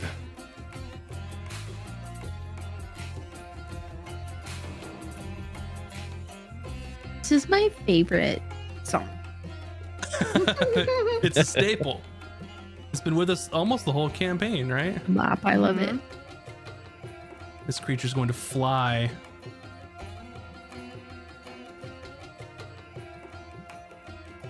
And that is all it's going to do for now. It's going to fly forward. Actually, it's going to fly here. Fly up a little bit. It's 25 feet above you, and it is just hovering there. And this creature, as you can see, it looks like a large, just a winged creature with bird-like features, but it has front like human-like arms except for the talons extending. It has feathery wings, a scaly-looking face, and like it has a beak, but it also has teeth, like fangs inside of it. It just lays out this just looking at you.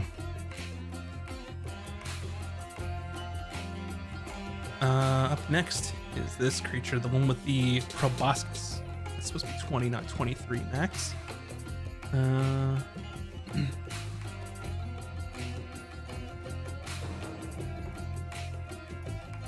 It's going to move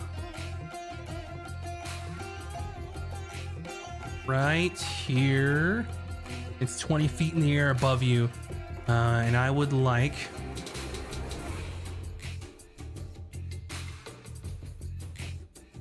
you all do nothing yet, but you hear its wings just, you hear this loud, just like droning noises. It's like insect like wings start beating, and it's almost drowning out all sound at this point, but not quite. Valken, you need to make a Constitution saving throw as it is on your turn. Okay. Yup. Not good. 3. Any bonuses? Or no, sorry, not 3. Sorry. 6. Any Ron, do I get a thing or? For saves, you get +3 because you're 10 feet. So 9. 9. You hear this droning noise just piercing into your mind, and that's all you hear. It overtakes, your eyes roll back in your back of your head, and you fall unconscious. Huh? Ooh. Well, Rin, it's your turn. Valken has just, you've seen his eyes roll back in his head, and he just falls onto the ground. Can I make a like a medicine check to see what will help him? Yes. Okay. Okay, no. Oh, natural 20. I'm going to heal you so good. Alrighty. Natural 20. What with can I your do to medicine, fix him? With your medicine check, you can see that there's something wrong here. With medicine, you know that he's in some sort of trance, and you might be able to slap him out of it. If you took any damage, that would snap him out of it. But aside from that, you think that once they are out of this trance, or if he had saved from it, he wouldn't be able to be affected anymore. There might be other ways to do so without taking damage, but that's a whole different side of the coin. That's more along the lines of maybe some religion type stuff of how to cure someone of demon shit. Okay. Well, I'm gonna say to the group, it's some sort of trance. I'm going to try to slap him out of it. And once he's good, he should be good. And I'm just gonna try to slap him across the face for 1 damage, preferably. It will be whatever your melee attack is. Okay. So go ahead and roll with advantage for an unarmed strike on Valken because he is unconscious. Sorry, Vulcan. 17 to hit. 17 to hit. Does that hit your AC? that's my armor class, yeah. So I hit 3 damage. Yes, and it is a critical hit because he is unconscious. It's guaranteed. What's that mean? What's that? What's that mean? Double the damage you did. Double your unarmed strike Oh, damage. he So takes he takes 6 damage. 6 I'm damage. sorry. I didn't know it would do that. It's what happens when someone's unconscious. It's I should happening have to just you all. poked you with like a needle. So wake you you up. take 6 damage, but you are out of your trance, Falcon, and you are now immune to it for 24 hours. Worth it. Valken just like wakes up and is like, ah. Where's my Get back face on your hurt? feet, soldier. We have more demon things to fight. Yeah. Okay. Wake the fuck up, Samurai. We got demons to slice. Yeah. Is that my whole turn, I think? That's you. That's one of your actions. It's your attack. So you used your attack action to slap the shit attack. out of Falcon. That means I could do a second attack. Yes, there's nothing within your range. Oh.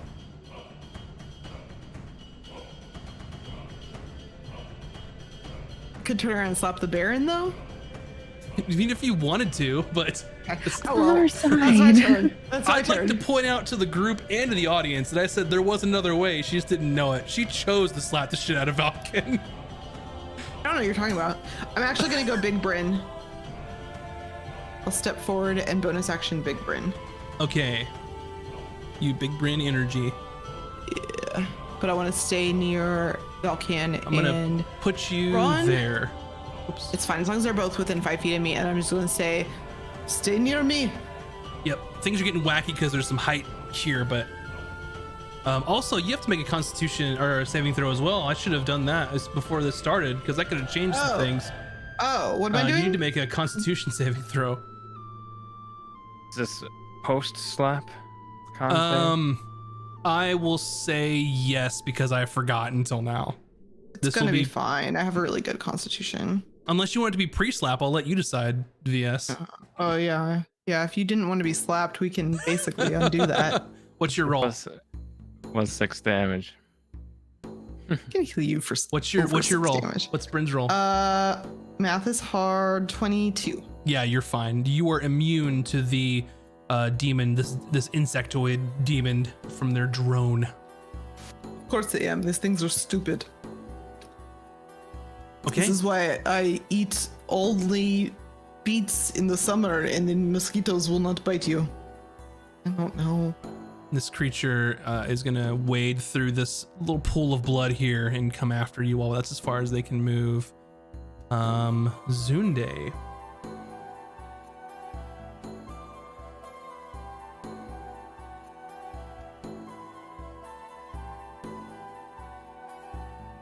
Is going to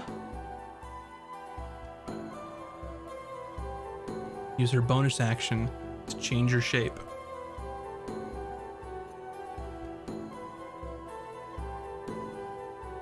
And I should have had this ready already, but you know what? Things are looking dire. So Zunde changes her shape to her true form. And if you'll pardon me and fix my initiative.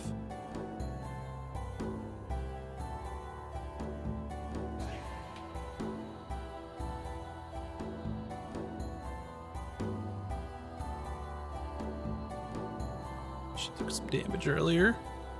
And all right, so she uses a bonus action to change her shape. She's going to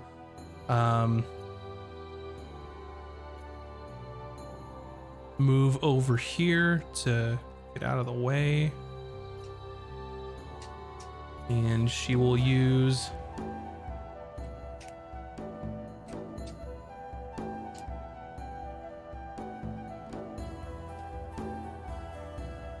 let's see.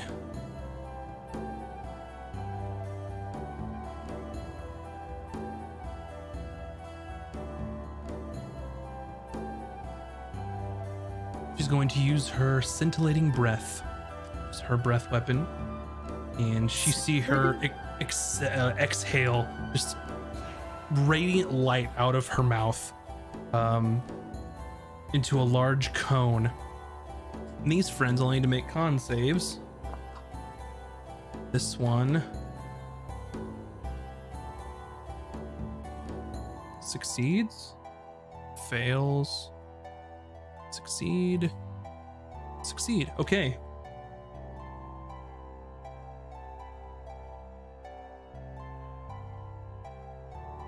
They are going to take 25 damage if they failed. That's a lot of ones. Wow. 12 if they succeed.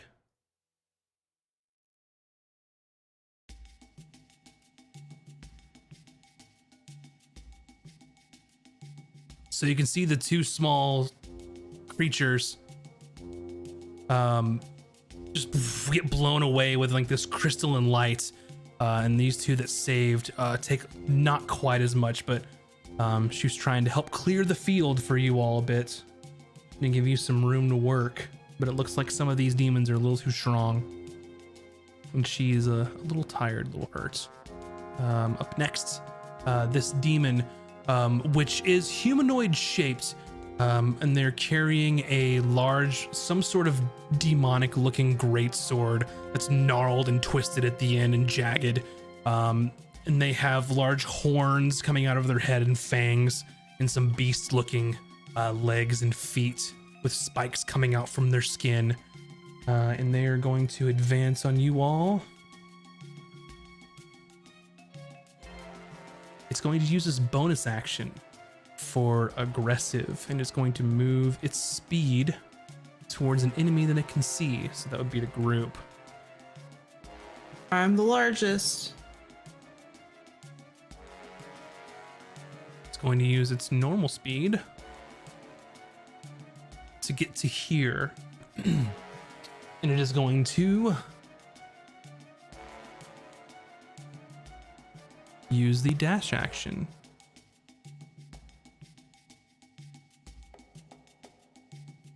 To get here. And that will be its turn. Up next, this creature looks at first glance like a zombie shambling around, but you can see that it is has bones protruding from it as sort of a demonic guise to them, as well as being pretty gross looking. They are going to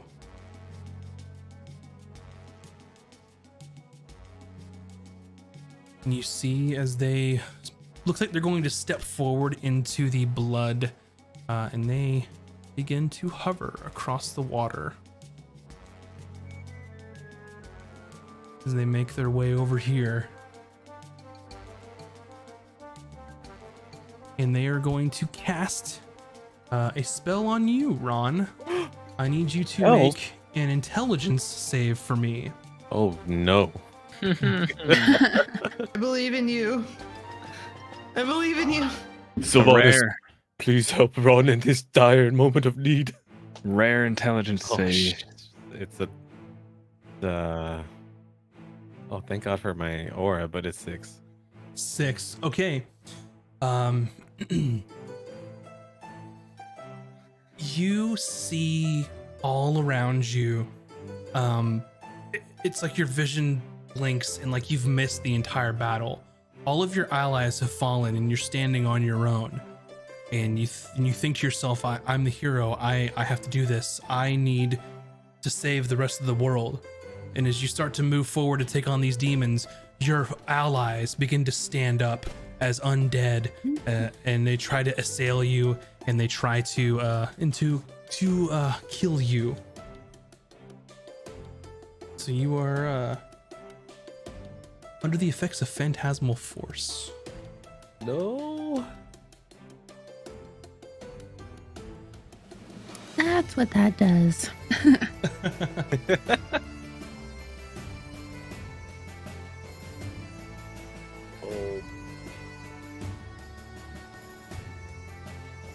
Does that mean? And it's going to deal Oh, 1d6, I believe, damage against you.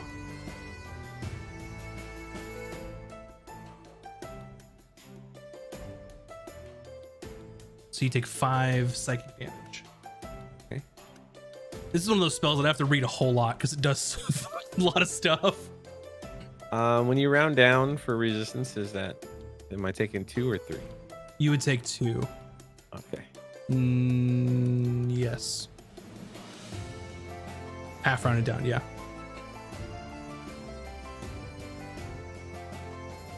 All right. Ron, it's your turn. You can, if you'd like, you can use your action to make an investigation check to see through the illusion, or you can go on believing it and try to be the hero and do what you need to do. All right. Ron is gonna investigate, but at the same time, he's screaming and crying, No, this cannot be. My friends heard zombies. Okay. 16. A 16. Just as quickly as this came to you, the sort of illusion wears away and you see everyone back to where they were, and you sort of shake it off, and you realize what's happening now, and that's your action. Okay. Ron's just like touching and grabbing Bryn. He's like, Are you real? Or is it you?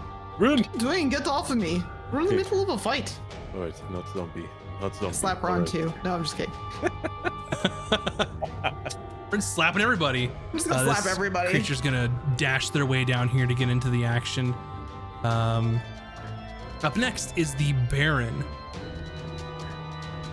and he sort of looks around to see what's going on, and y'all are kind of pinched in a corner here. So what will he do?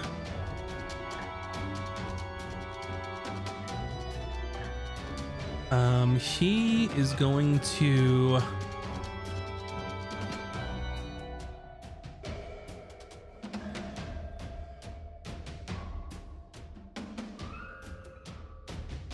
he sees Valken on the ground, eyes sort of opening from being rolled back in his head. And he sort of like grabs onto your shirt, Valken, and goes, "We need a better angle." And he casts Dimension Door, and he sort of steps and like hurls you into it with him. And he is going to teleport both you and him on the other side here.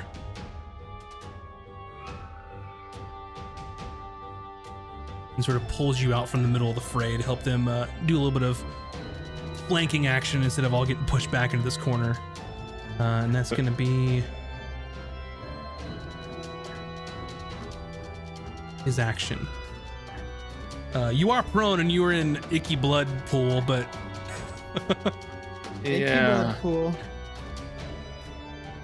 then I'm gonna use Twin Spell to cast Firebolt twice on the two flying guys.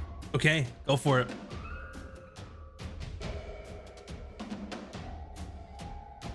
Sorry. I need to do weird math. 19 for the first one. We'll say And this then- one. Okay. And then 17 for the second one. You need to make a Constitution saving throw first. Okay. You get +3. Perfect. Okay, so hold on. 22. You're good. So you hit both of them. You're good. Okay.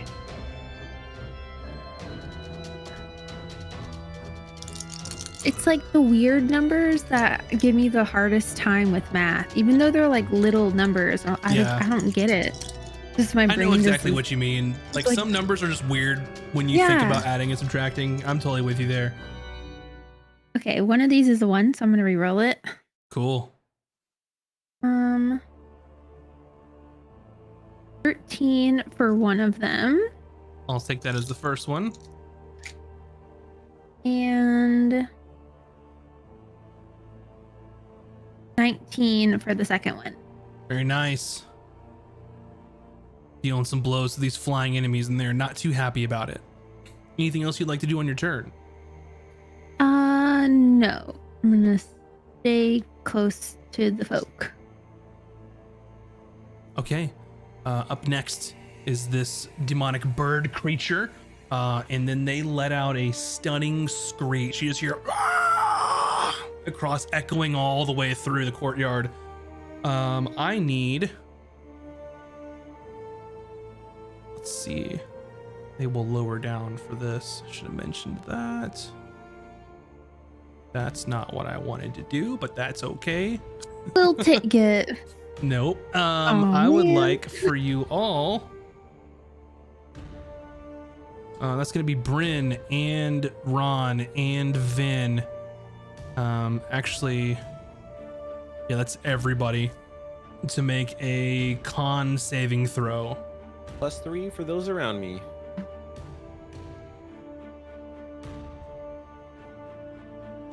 Uh, 17. Me too.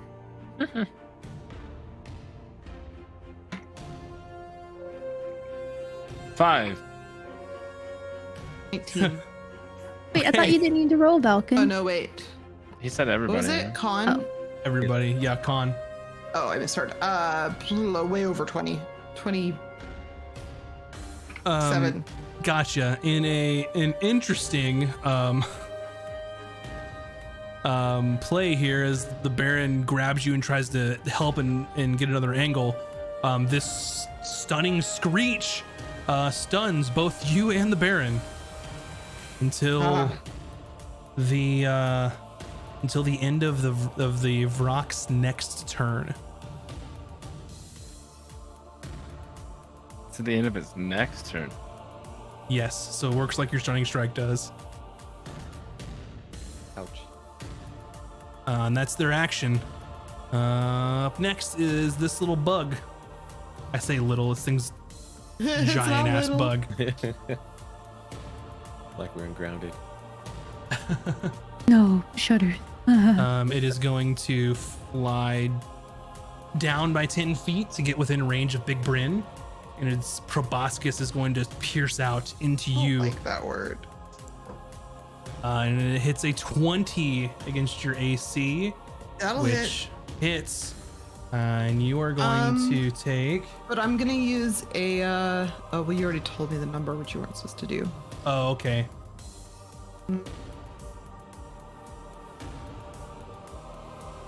It's fine. We'll just let this one go through.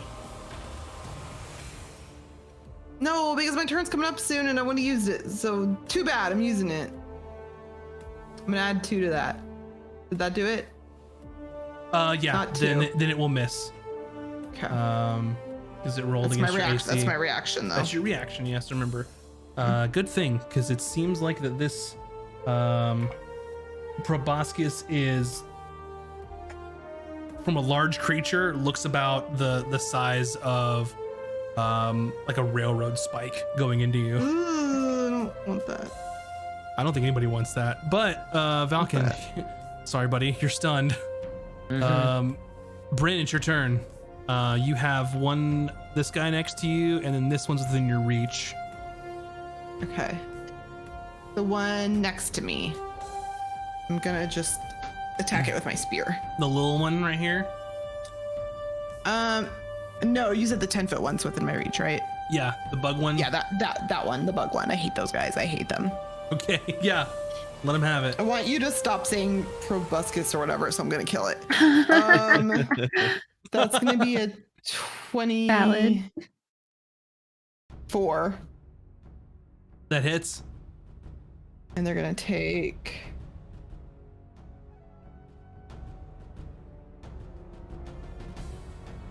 7 damage. Okay. And then is my lightning still on though? It's on until you want it to not be. Okay. And then I'm gonna roll for lightning damage. So you got the first one right? I did. Okay, and then that's gonna be 2 lightning damage. Reduced to 1 because this particular creature is also resistant to your lightning damage. This DM giving me a lightning weapon right before this fight. I'm gonna try to. Not all of them are not resistant. There's just some of them that are. I'd like to try to turn around and shove the little guy prone. Go for it. Natural 1. No.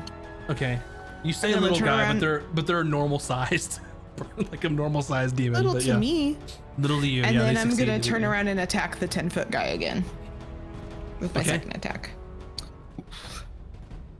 11. An 11 misses. Yep, that's my turn. All right. Up next, Zunde does not get her breath weapon back. She's going to fly 15 feet in the air and try and match against the rock here.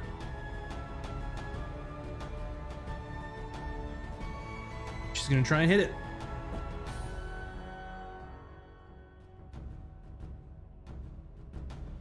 She hits twice. The first one is going to be doing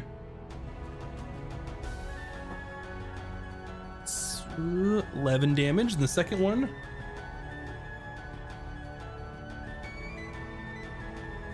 $10 damage. So that's 21 total.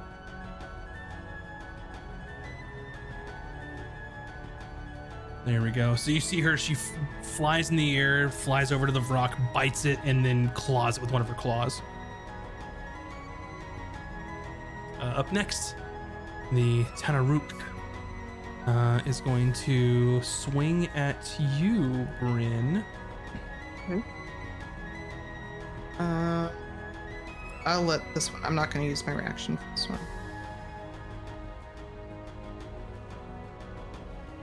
It swings their greatsword at you, and it's going to hit your AC. Okay, that's fine. You take 12 slashing damage. Okay, it's fine. I'm trying to say And my then- reaction in case you guys need it.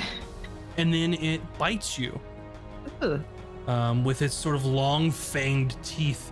So it was 12 Um, damage? Yep. Okay. And then it bites you for an additional 9 piercing damage as it sinks its Okay. teeth into you. Gross. Wolf, it is gross. Get off me. And it just snarls at you with just ooze dripping from its mouth.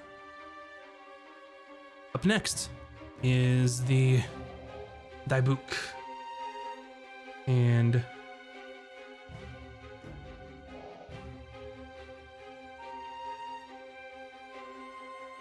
they are going to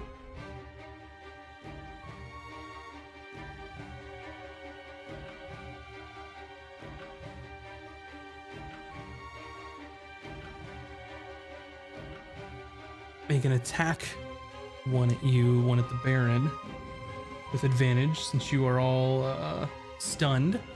Attack against the Baron succeeds, and you can see that there's sort of, they have no bottom jaw at this point, and it has sort of a tongue hanging there, and then you see that it quickly comes out of the mouth, and it's not a tongue, it is a large gross tentacle as Ew. it comes and just slaps against the Baron. Yes.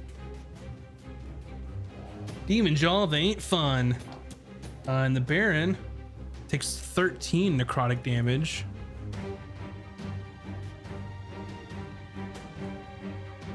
And if I remember correctly, his Armor of Agathis goes off because he didn't know any better.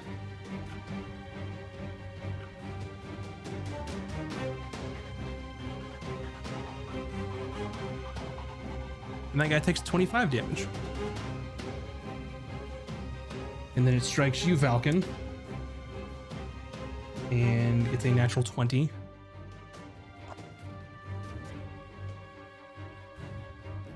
Can I block it? Yeah, you can. You're within, what, 30 feet? Let me double check.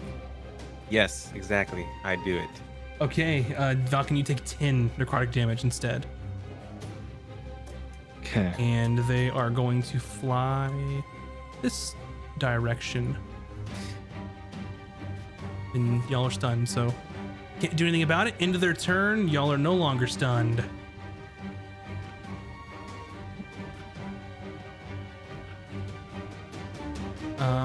Ron. All right. Gonna take a little fiber and go to Mace Town on this burly looking dude. Okay. Wing. Okay, 21 hit. A 21 does hit them.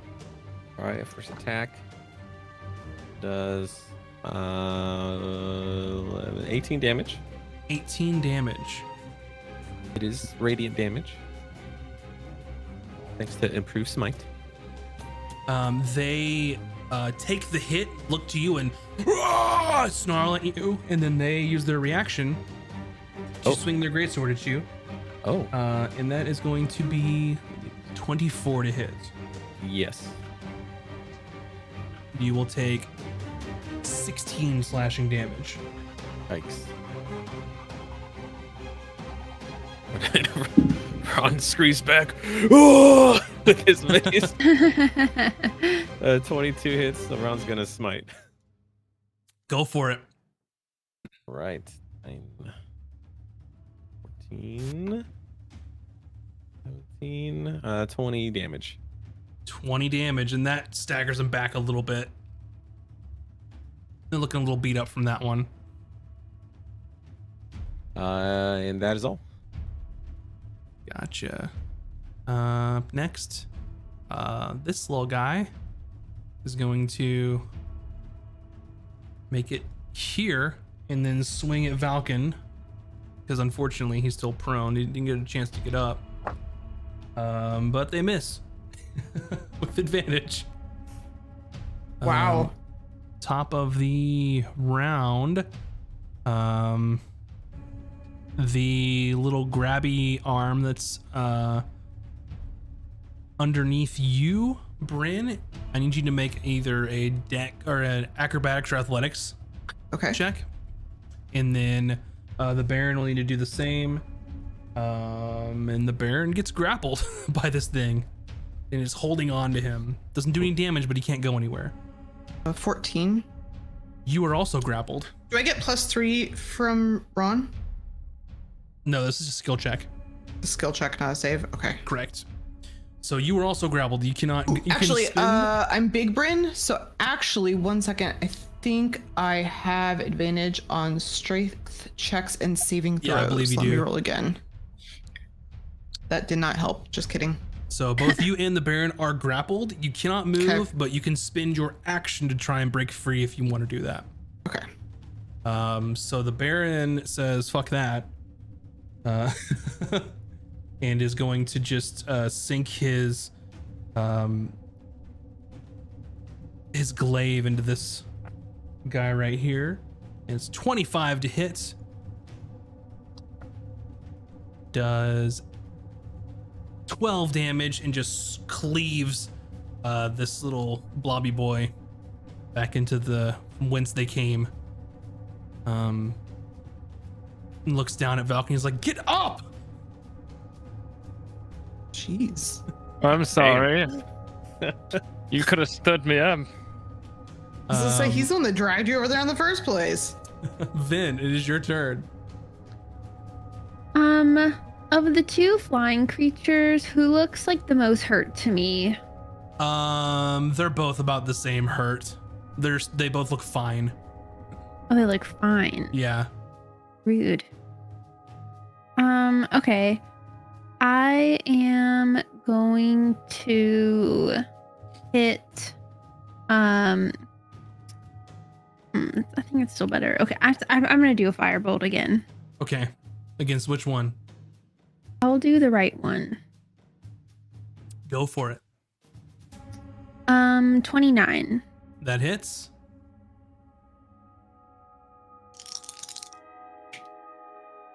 One of those is a 1, so I'm gonna re-roll. 9 and 11. 11 damage. Yep, that one's looking about bloody to this point. So that was enough to hurt him enough for that. Okay, anything else you'd like to do? Mm-mm. All right, up next, it is their turn, the one that you struck.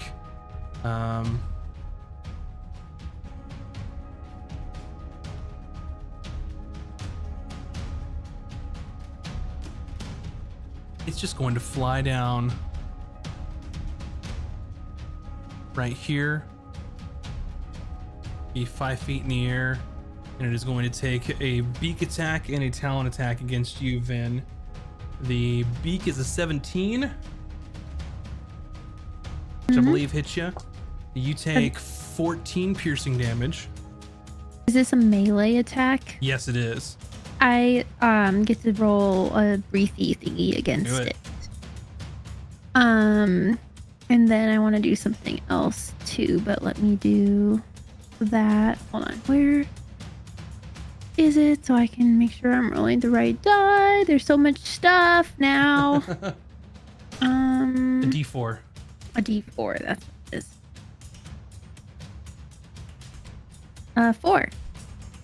Takes 4 fire damage. And then I will use Gift of the Gem Dragon to push it the F away from me. And that uses your reaction. So they'll make their strength saving throw. And they fail. So they take the 2d8 force damage. That pushes them up against the wall here. 8. They take 8. And that really angers them. They come right back in there and fly back down to you. And they're going to try to use their talons against you. And that is a 15, which I believe hits you. Mm-hmm. You take 19 slashing damage. And do I get to wreath against them again? Or Yep, What? roll another d4. Nice. 4. Oh my gosh, I'm gonna put this one out. This is a good one. Yep, and it just gets wreathed in flames again. Up next is the bug. It is going to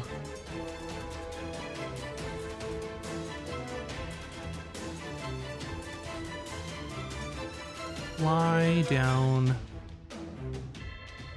here. Zunde misses their attack of opportunity, and it's going to try and proboscis you, Ron.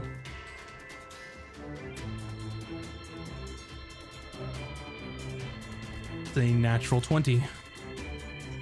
No, it is not. It's a normal 20. So you will take 14 piercing. Ugh. Okay. And 21 necrotic damage. Yowzes. Mm-hmm. Is that spell related? No, that is their grossness with their little proboscis coming in and pumping necrotic goodness into you. Ron is That's bleeding weird. all over. That is their turn. Can't really tell because of, you know. Duncan, Oh, sorry. you is your turn. You're not stunned. You're prone. Valken kicks up onto his feet, making sure to splash a bit of blood onto the Baron. Perfect. And he does like a little half-ass bow. He's like, they're standing behind me. Love it. And he's gonna turn and sprint across the blood over. Oh no, he's not. Maybe he will now. Over here to the mage guy. Weird. The gross, undead-looking demon that has a tentacle tongue. Yes. I'm going to try to kill this guy. So Go for it. attack 1. It's a natural 20. Nice. Roll your damage. He's looking hurt. Okay.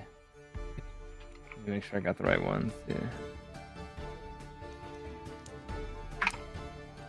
And let me make sure I math this right. So one of the okay, so wait, how do I do it? It's Whatever amount of dice you roll, roll double of them. So okay. if it was your sword, So I got it. It's 18 on that hit. and also you may want to refresh your character sheet if you haven't yet. I have not. What?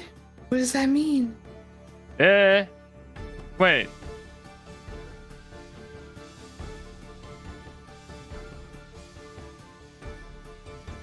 It got worse. Wait, no, it didn't. Could you imagine? No, it did. Oh, no. Did not get worse. How do I read this? It's So click on it, and you can read in the side. But I will tell you that as Valken rushes forward, his sword begins to okay. Create a glowing light around it. That's sort of a crystalline blue that lights the area around him. how can I? And then you strike. Oh. I can read this much better now. It's okay. No, that is better. So I need more dice. Mm-hmm. Well, let me. Okay.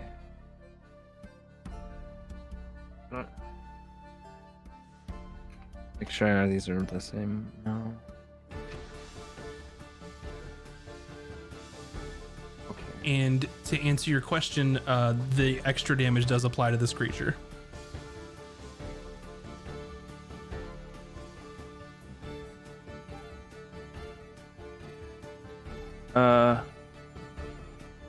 So roll 2d10 Roll 2d10. and then roll 4d10 and then add 4 because you crit. So 6d10 plus Okay. 4 is what you're doing now. 60, 10 plus. Okay, I need to calculate this. Wowee. Dang. Where's my calculator? Okay. So I got it. Plus 3. Okay. 2d10 plus 4, and then now 4d10 on top of that. Mm-mm. Because you crit. Right. Okay. 2 more.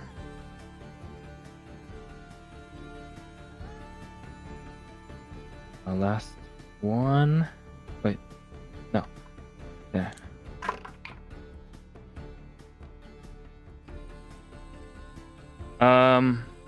And then a plus 4 on top of it all. Okay, on that one hit, I did 37 damage. Okay. This creature is cleaved in half as the Jeez. energy emanates from your sword as you are wielding the very spirit of Gin himself as he's guiding his blade, aiding you from Sorry, beyond he's the dead. grave. Or he's No. concentrating really hard. Now Gin's in the sword. I don't know. For the moment. Okay. Are in a 10-foot radius around you. All creatures friendly to have advantage on saving throws. Okay. Just let my companions know this weapon is orange colored. I think this means Yes. it's pretty good. Oh, Alright. I thought you meant it was like orange looking. Like you mean No, okay, no, yeah. that in- means it's pretty good. Yeah. In D&D Beyond. So I still, I'm what? Okay, I 5, 10, 15. What he's trying to say is this is a legendary weapon. 25. Oh. Those guys are in the air, right? Yes. I You think have with the this rest one- of my movement, I should be able to get next to Bryn. Yep. That's not next to Bryn. That's next to Bryn. And that guy's still alive? Yeah. So I'll take my second attack at that guy. Okay.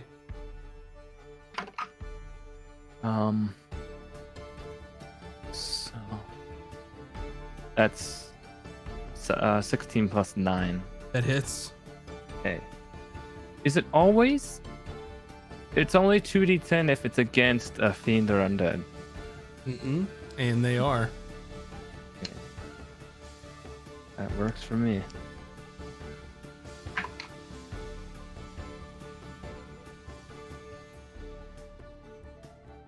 Oh man, thanks for reminding me.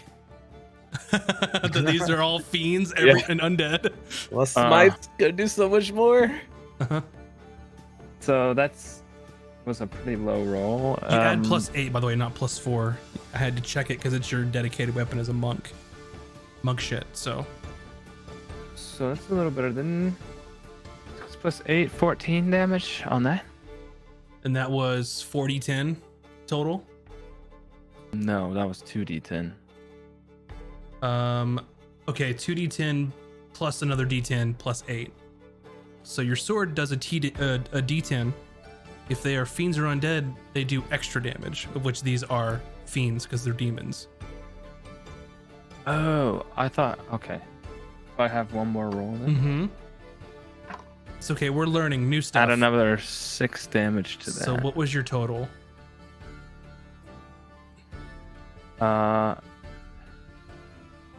14 plus 6, so 20. 20. All right, you take a chunk out of that demon. Yes, and I'll just, as a bonus, I'll do a normal bonus unarmed Okay. strike. punch him a bit. It's 16. That hits.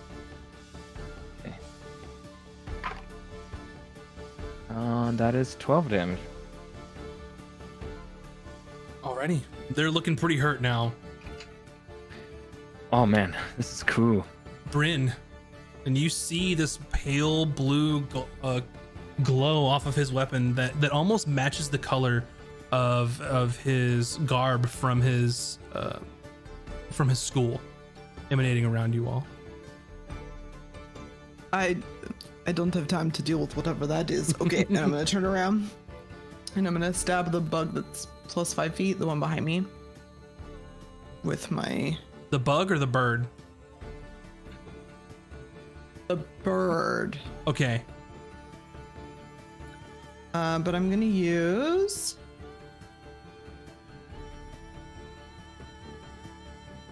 Green Flame Blade. Okay.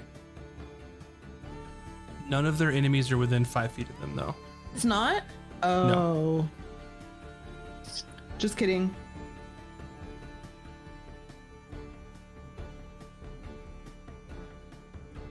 I will just stab it normal. 19 plus 9. That hits.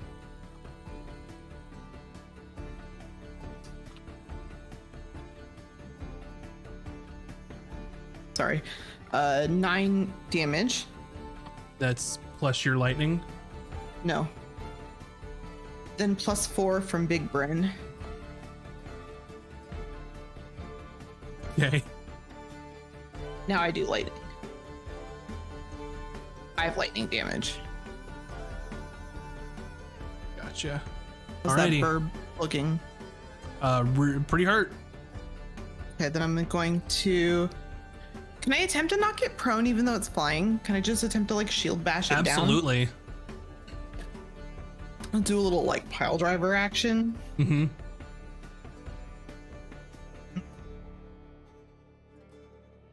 It's strength, right? Your athletics Oh, I have to use athletics? Okay. or acrobatics. If I can use acrobatics, I would use. No, sorry. It's athletics you're trying to shove. It has to be athletics. Yeah. 10. They got an 8. So you shove the flying creature prone, which causes it to be prone on the ground and fall out of the air. Okay, It and was then I would only do my 5 second feet attack. up, so it doesn't take any fall damage, but it is now It's fine. prone on the ground. You have advantage. Take a second attack against it with my spear. And stab the shit out of it. 21. That hits. And it's gonna take 6 regular damage. And then I can't do the lightning again because I already used my bonus action. It doesn't Right? take your bonus Oh, I action just to do it. do That's it. right. That's right. That's Your right. bonus Okay. action is to turn it on. It happens every time you hit. Sorry, it's new. 7 lightning damage. Okay. Dead. What does it look like when you kill this creature? As you stab it, you shove it into the air, Is causing that it the to one stumble. with like and it like a falls. weird thing, or is it It's like a the beak bird. with teeth? Beak. Yeah, beak teeth. it like goes like ah, like scream at me, and when it's prone, and then I just like stab it through the mouth, Yep. You stab it into the mouth as it screams up to you, impaling it. and then you I'm pull kind your of like, spear back "Ooh," out. and I kind of like take the spear and like wipe it Mhm. like on It has some like Icarus dark Yeah. black liquid on it. Okay. Anything else you'd like to do? Nope, that was all my things. I don't have a bonus action to use. Up next is going to be Zunde, and she's going to zoom over here and slap Bug Boy. Will hit twice.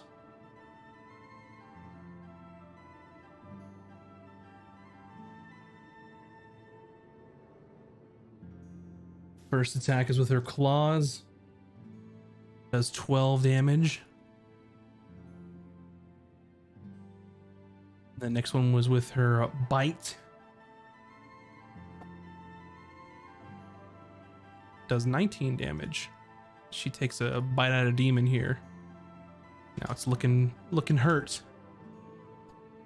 this creature here that you just actually you didn't, but he's gonna slap at you, Bryn. That's fine. This one with the great That's what I sword. And they swing once, miss you, and then they try and bite you and also miss you. So double miss. They swing and a miss, and bite and a miss, and then react Ron. swing. I'm gonna use my reaction to swing at him with Sentinel. Yes, you can. Does a 17 hit? It does. Excellent. I do 13 damage. 13 damage. Looking hurt. All right, I'll take my turn and finish the job. Yep, it is barely hanging on. Okay, 18 is a hit, so 14 damage. It kills it. Nice. When these demons, as they sort of burst into energy and just turn into just like nothingness, like their corpses don't remain, they just burn into ash and then go away back to whence they came. And then that thing is 10 feet in the air, so It is. Then Ron does nothing. Okay.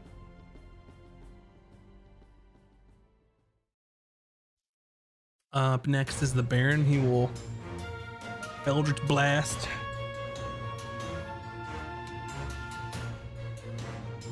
Hits 2 times. Does 10 damage. Looking pretty hurt. Vin, this ugly bug is like right above you, like 10 feet above you. Yes, 10 feet above me. I'm gonna do Firebolt. Okay. I was considering Poison Spray because I never get to use it because I'm never 10 feet from anything, but I don't know if it's immune to poison, so. It's definitely not immune to your Firebolt. Exactly. Why change it now? 27. That's a hit.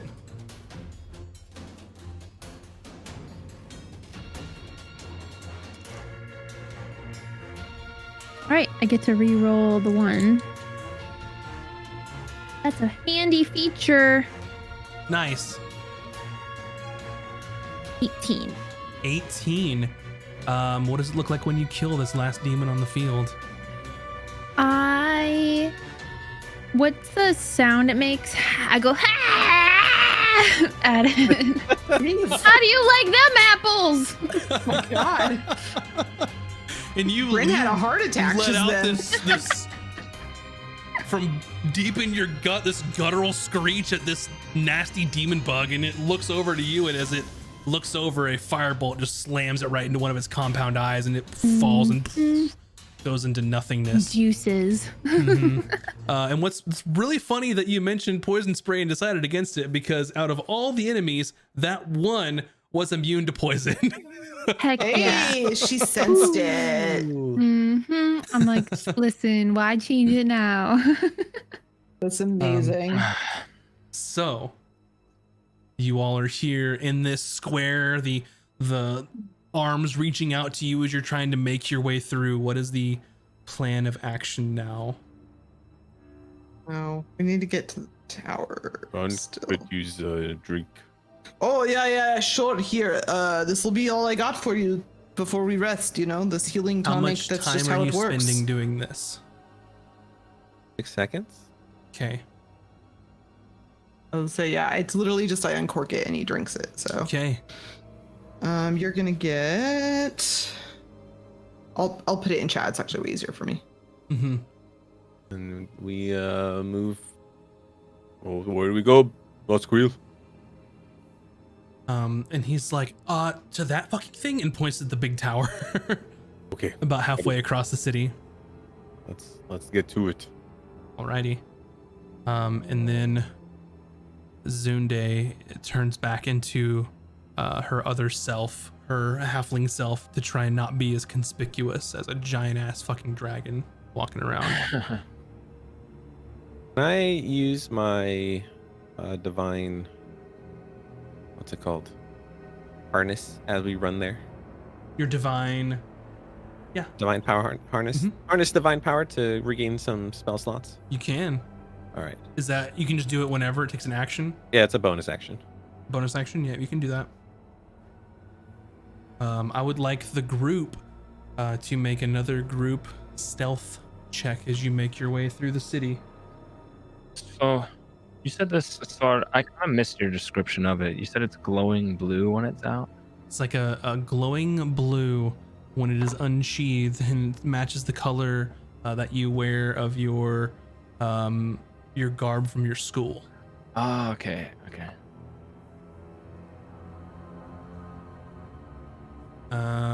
Ron, Am I still normal roll or am I disadvantaged? as long as Vin wants to try and help distract stuff, you're a normal roll.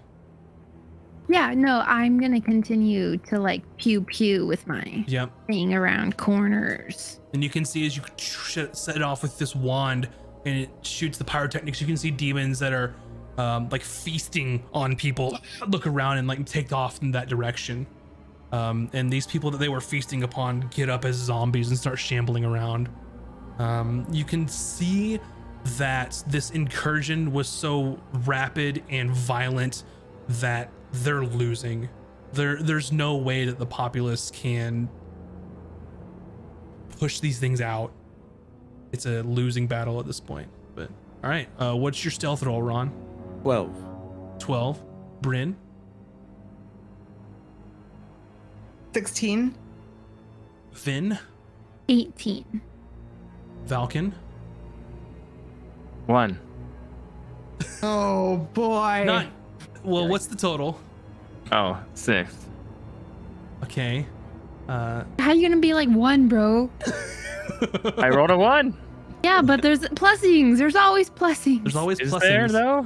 I feel like Yes. a nat 1 on a stealth check is like Nope, some. not on skill Roasty, checks. there's always reason. plussings. Same reason why a natural 20 doesn't guarantee it in on skill checks either. Zunde got a 29. She rolled a natural 20. And the Baron got a 15.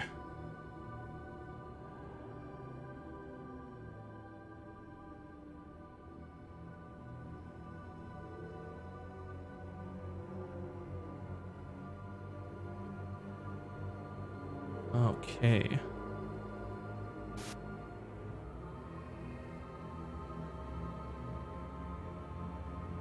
I'm mathing myself here. Okay. Pretty good all around. Those her natural 20 helped considerably on some successes here. And you're making your way through the city, and you can see people shouting for help, spells flying, them being overtaken by all of these winged creatures. You see creatures that are just spiny, spindly, just like overtaking people. It is literally a horror show here everywhere that you turn. But luckily, for you all, you can make your way to the base of this tower. Ooh.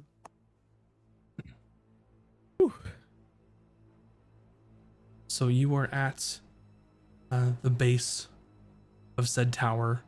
There is sort of a closed portcullis here at the front, and you can see inside that there's no one in there at the moment. And as you look skyward, you can see just various demons coming out of the red clouded sky above you and then assailing the populace down below. What do you do? Is there a clear way to get in? You're at the entry. There's a portcullis made of metal in your way. What next, Baron? Well, I mean, I knew how to get here, but I don't know how to get in here, as I've never been in here. No one has. Yes. Let's search for a lever or a secret opening password or something. Right? Are there any like words around or anything that I see? Not Unlock. here. It didn't work. If I had the right spells, I could have just like popped inside there and opened it for you all. Is there, looking up above the portcullis, is there any sort of, I don't know, window type openings up anywhere? It's very similar, not exactly like what the Lich's Tower is. There are no like visible ports or windows or anything out. All you see is this one gate here. I'm gonna look around the portcullis area and see if I can see like where the lever or the contraption to open it is, Make a or if perception it's roll. done by magic. I was hoping I could do investigation, like I was investigating the mechanics of it. Yeah, I'll allow that. Okay. As you were at the portcullis looking at how it works. Dirty 20.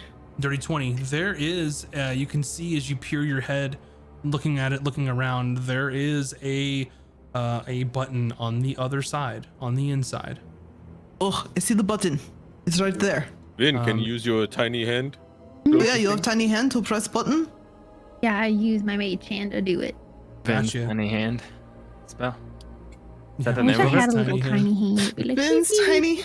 Ben's tiny hand. I have it right here. Oh no! It's Vin's tiny hand. Max, don't you like it? No, It's I Vin's hate tiny it. hand. Oh God, I hate it. Oh God, it just boops you on the nose. That's the worst thing ever.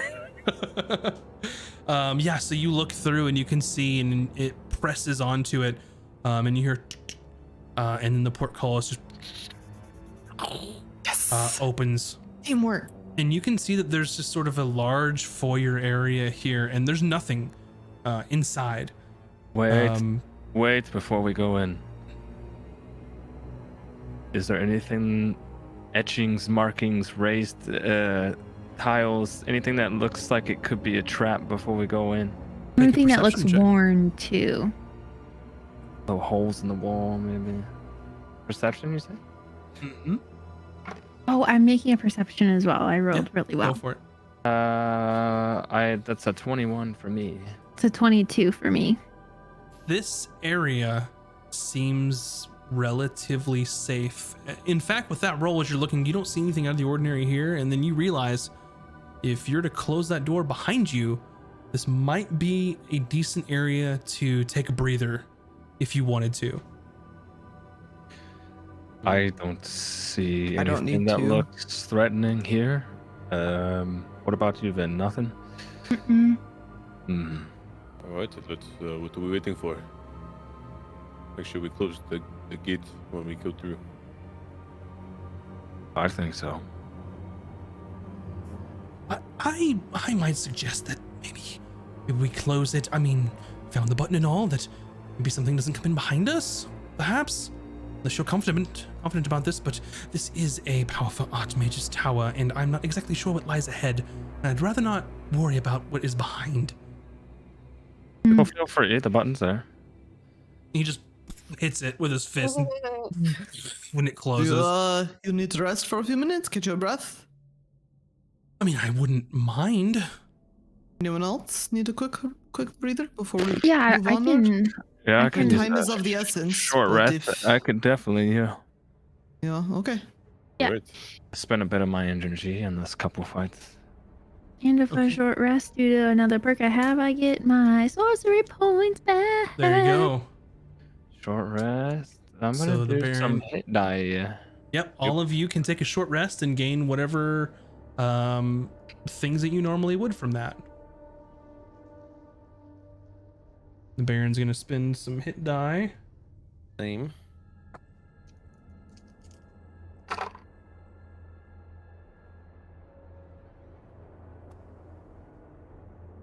I get my action search back. The Baron gets his spell slots back. Yeah, I was gonna say that's huge for him. Sure is. And Zunde is gonna just keep watch while everyone's taking their short rest.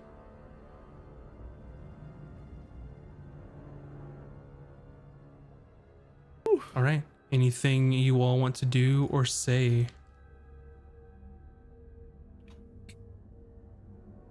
Okay. Well, once we move forward, no going back. This is it. Agreed. Agreed. just whatever happens, it's been a hell of an adventure.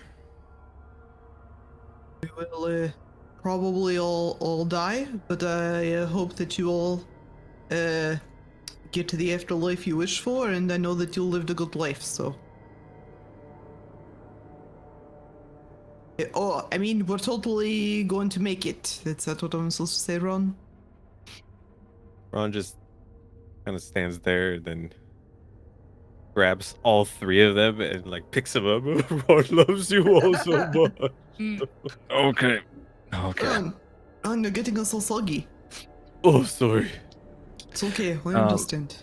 Vulcan takes out his sword and holds it out in front of everybody, and the blue glow sort of fills the room. And That's new. I feel Gin's presence in this. I think he's helping us. So when we fight, let's try to stick together, and I can help us. The sword will help us. Okay. Again. If you stay near me, I can use my shield. I can try to protect you. Basically, if you guys are in 10 feet of me, you guys get saves on. Wait, what is it? You guys get the advantage on saving throws against spells and magical effects within 10 Oh feet. crap! That's huge. I put my arm around Belkin and I'm like, well, that's on you not to move around and be all monkey. It's a good point. You do like to run really fast and jump on top of And everything. jump on walls, so Yeah. and water, do not and do jump that. on monsters. And Yeah. I'm just like rolling it off and naming things for like 2 minutes. It's gonna be hard. But hey, if we make it, Try to be a team player this time. breakfast pastries are on me. Okay. Yeah, that sounds good to me. Ron needs a moment. Ron's gonna step Okay, away okay. and just like grab his tabard and pray to Sylvanas. Great Oak Father. Ron does not pray as often as Ron should, but this is probably the most direst time that Ron has ever prayed. To you, please protect my friends and fill Ron with the divine strength of your holy power to make sure they survive and save this world. Very well. As you pray to your god that has bestowed the powers upon you, the Baron sort of speaks up. Well, it's been something, hasn't it? Regardless of how this turns out, this will be the end of the line for me. The Archmage holds my life in his hands. So, if we are to fail or succeed, that's it for me. But I've lived several lifetimes at this point, so just wish I had done more. Wish I could have seen what I see now.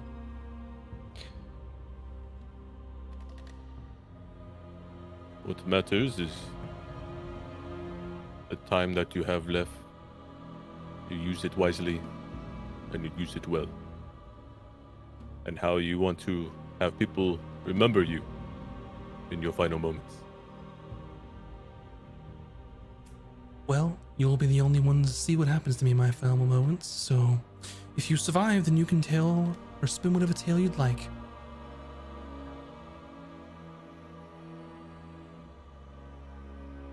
Well, whoever survives, go tell the Bobbos what happened, please. And if you need anything, they will help you. Probably not you, Baron. I don't think they will take kindly to you. Sorry.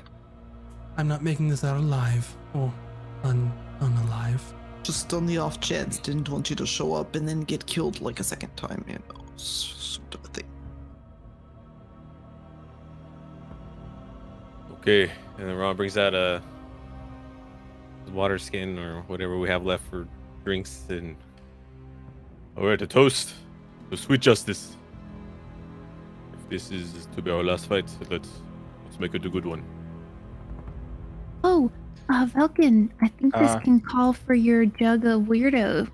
Oh, My jug of weirdo. Your jug of weirdo. Oh, no, That's you what got a it's weird called. jug. It's some weird. That makes weird Yeah, liquid. your weird jug. You still have it? Yeah, you should. You guys tell me. I don't remember. remember You had a jug, every then. He time, still has every it. time we drink, a different drink come out. Yeah. I forgot that existed. But sure, yeah. Now's the time. Now's the time to get weird. I guess I'll bring out the thing. Anybody who wants it, feel Give me free. a swig, and I got like. You take a hard swig of his flavor pitcher, and it is a hot chamomile tea. Ooh, that sounds so bad. Ooh, Bryn, you'd like this. What does it taste like? Hot chamomile tea. Oh, let me try. Yeah, let me try that. You take a swig. I'll take a swig. For you, It's be goat milk. what did you say? Goat milk. Funny enough, I always want to say it tastes like a warm glass of milk, but it can be goat milk if you want it to be goat Okay. milk. Ben's happy either way. Tell Yeah. you what. Warm glass of goat milk, because you have like a frothy milk mustache. Ron takes a swig. Ron, as you take a swig, it tastes like some sweet berry wine. Whip everyone. Very wine. Sweet lucky. berry wine. I'll go Uh, next. 17. Valken takes a swig, in some mead is what you taste. Very sweet. You can taste the honey on your tongue. Oh, it's great. It's great. Baron, Sorry, I don't eat or drink because I'm not Oh. alive. So can you taste? That's depressing. we'll find out. And he grabs it and takes a swig. And for him, Boogers. Boogers. it would have been Boogers. would have been a nice sort of ale. But he takes a swig and hands it back and spits it out. Ash. Wonderful. Oh, well, you win some. Yeah, it is a gamble. At least it wasn't boogers, am I right? Like nudge That's him. a very good point. Yeah, very good point. And Zunde bops you with her walking stick as she reaches up. She's like, Graham? Sure. and she grabs it and takes a big swig. And for her, it was hard spirits, and she just hands it back to you, but you couldn't tell. She takes a big swig and goes, well, it's been an honor. Yes. Let's do this. For justice. For sweet justice. Yes, sweet justice! That's good. Too forced? I just wanted to try it. It's good. Ron's Okay. pumped. Let us go. All right.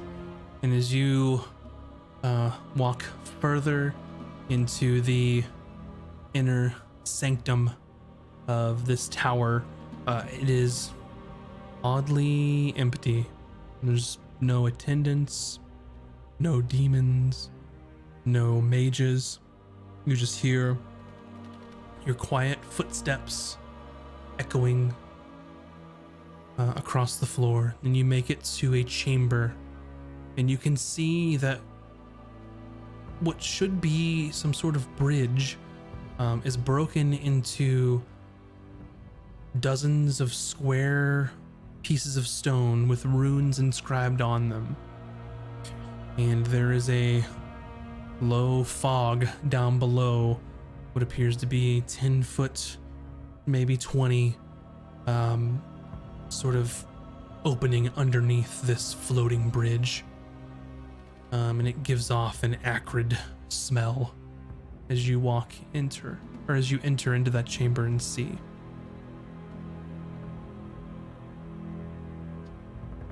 And as you see this sort of enigmatic puzzle before you, that is where we will end our session this evening.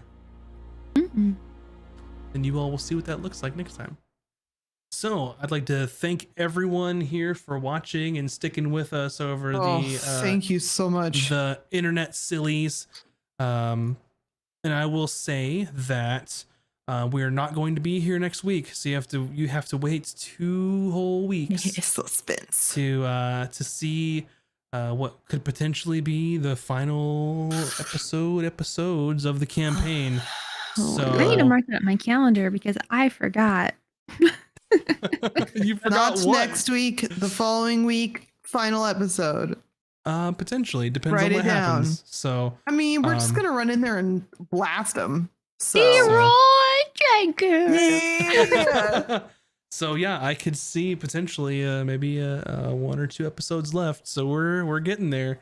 But with that being said, let's do some quick shout outs here and see who of these adventurers you thought was the MVP, and they will get an inspiration to use for the next time. So go ahead and vote in the poll. But what we will do first off is let people do some shout outs, and we'll start with Bonnie Dreadful. Oh boy. Hi, I'm Bunny Dreadful. I'm an art streamer here on Twitch. I will hopefully be back next week, Tuesday, for streaming, but I kind of hurt my wrist doing too much drawing on my tablet for a little something that may have shown up on YouTube yesterday. So hopefully I'll be better by then, but if not, it'll be a little hiatus. But doing some D&D art, drawing some D&D characters. I've got a bunch of new characters I need to start drawing soon. So I don't know. Stay tuned. That's here on this channel. So make sure that you are following, liking, subscribing, all the things right here. Up next, Boobs Like Jagger from the GG and crew. Yo, what up? Moobs here. Tuesdays I stream over on the GGN crew. We're going through Tactics Over Reborn, and I actually do all the voice acting for all the voice lines, and it's a lot of fun. And you can be recruited into the Moob army and become a Moobie Knight. And I love you all. Why is it always Moobs here and never Moobs there? Whoa.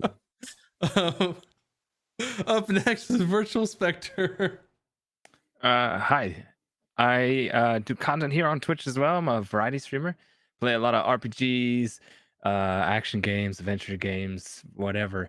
But right now we're doing Octopath Traveler, which has been a ton of fun so far. And we're also going to be throwing some Final Fantasy VII Remake in the mix this month as well. So if you enjoy that kind of stuff, then come on by when I'm live. All right. And last but not least, Mac and Cheese, please. Hi, Mac and Cheese, please. I make Minecraft content on YouTube, and then I have lately been streaming GeoGuessr on Twitch, which has been a lot of fun. So if you like guessing where places are and then me horribly mispronouncing street names, you can enjoy that on twitch.tv/Mac and Cheese, please. And it is in the chat or the description or wherever you think it might be. That's where it will be. And then it's me, Max, and I'm the DM for this channel. And this has been a wild ride. And this campaign is going to go to episode 80 or 81, depending on how things go. But yeah, it's been amazing. Go visit all of our sites, castersandcantrips.com. Please check out our YouTube. We all work really hard for that content on YouTube and TikTok.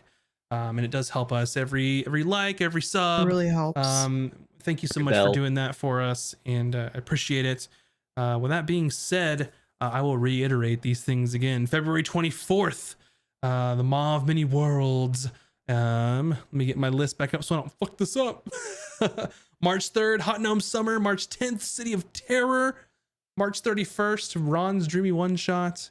April 7th, Out of Combat Live. April 21st, Campaign 2. April 21st. Tell everybody. about it because we're gonna be starting and hitting the ground running. It's gonna be I'm amazing. already It's a good Super time to excited. join. Working on my new voice for the character. Yeah. Yeah.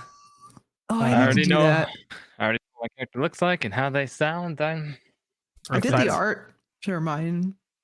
Oh People yeah, you might have did. seen it Well, we'll have to keep that in I'm not suspense gonna until we tell 'em start.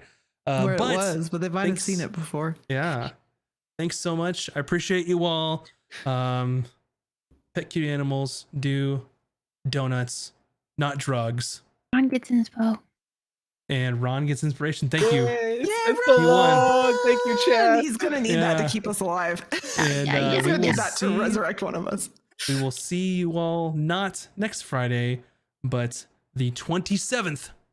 So see you then. Kids Bye, say everybody. next Friday. Next Friday. Bye.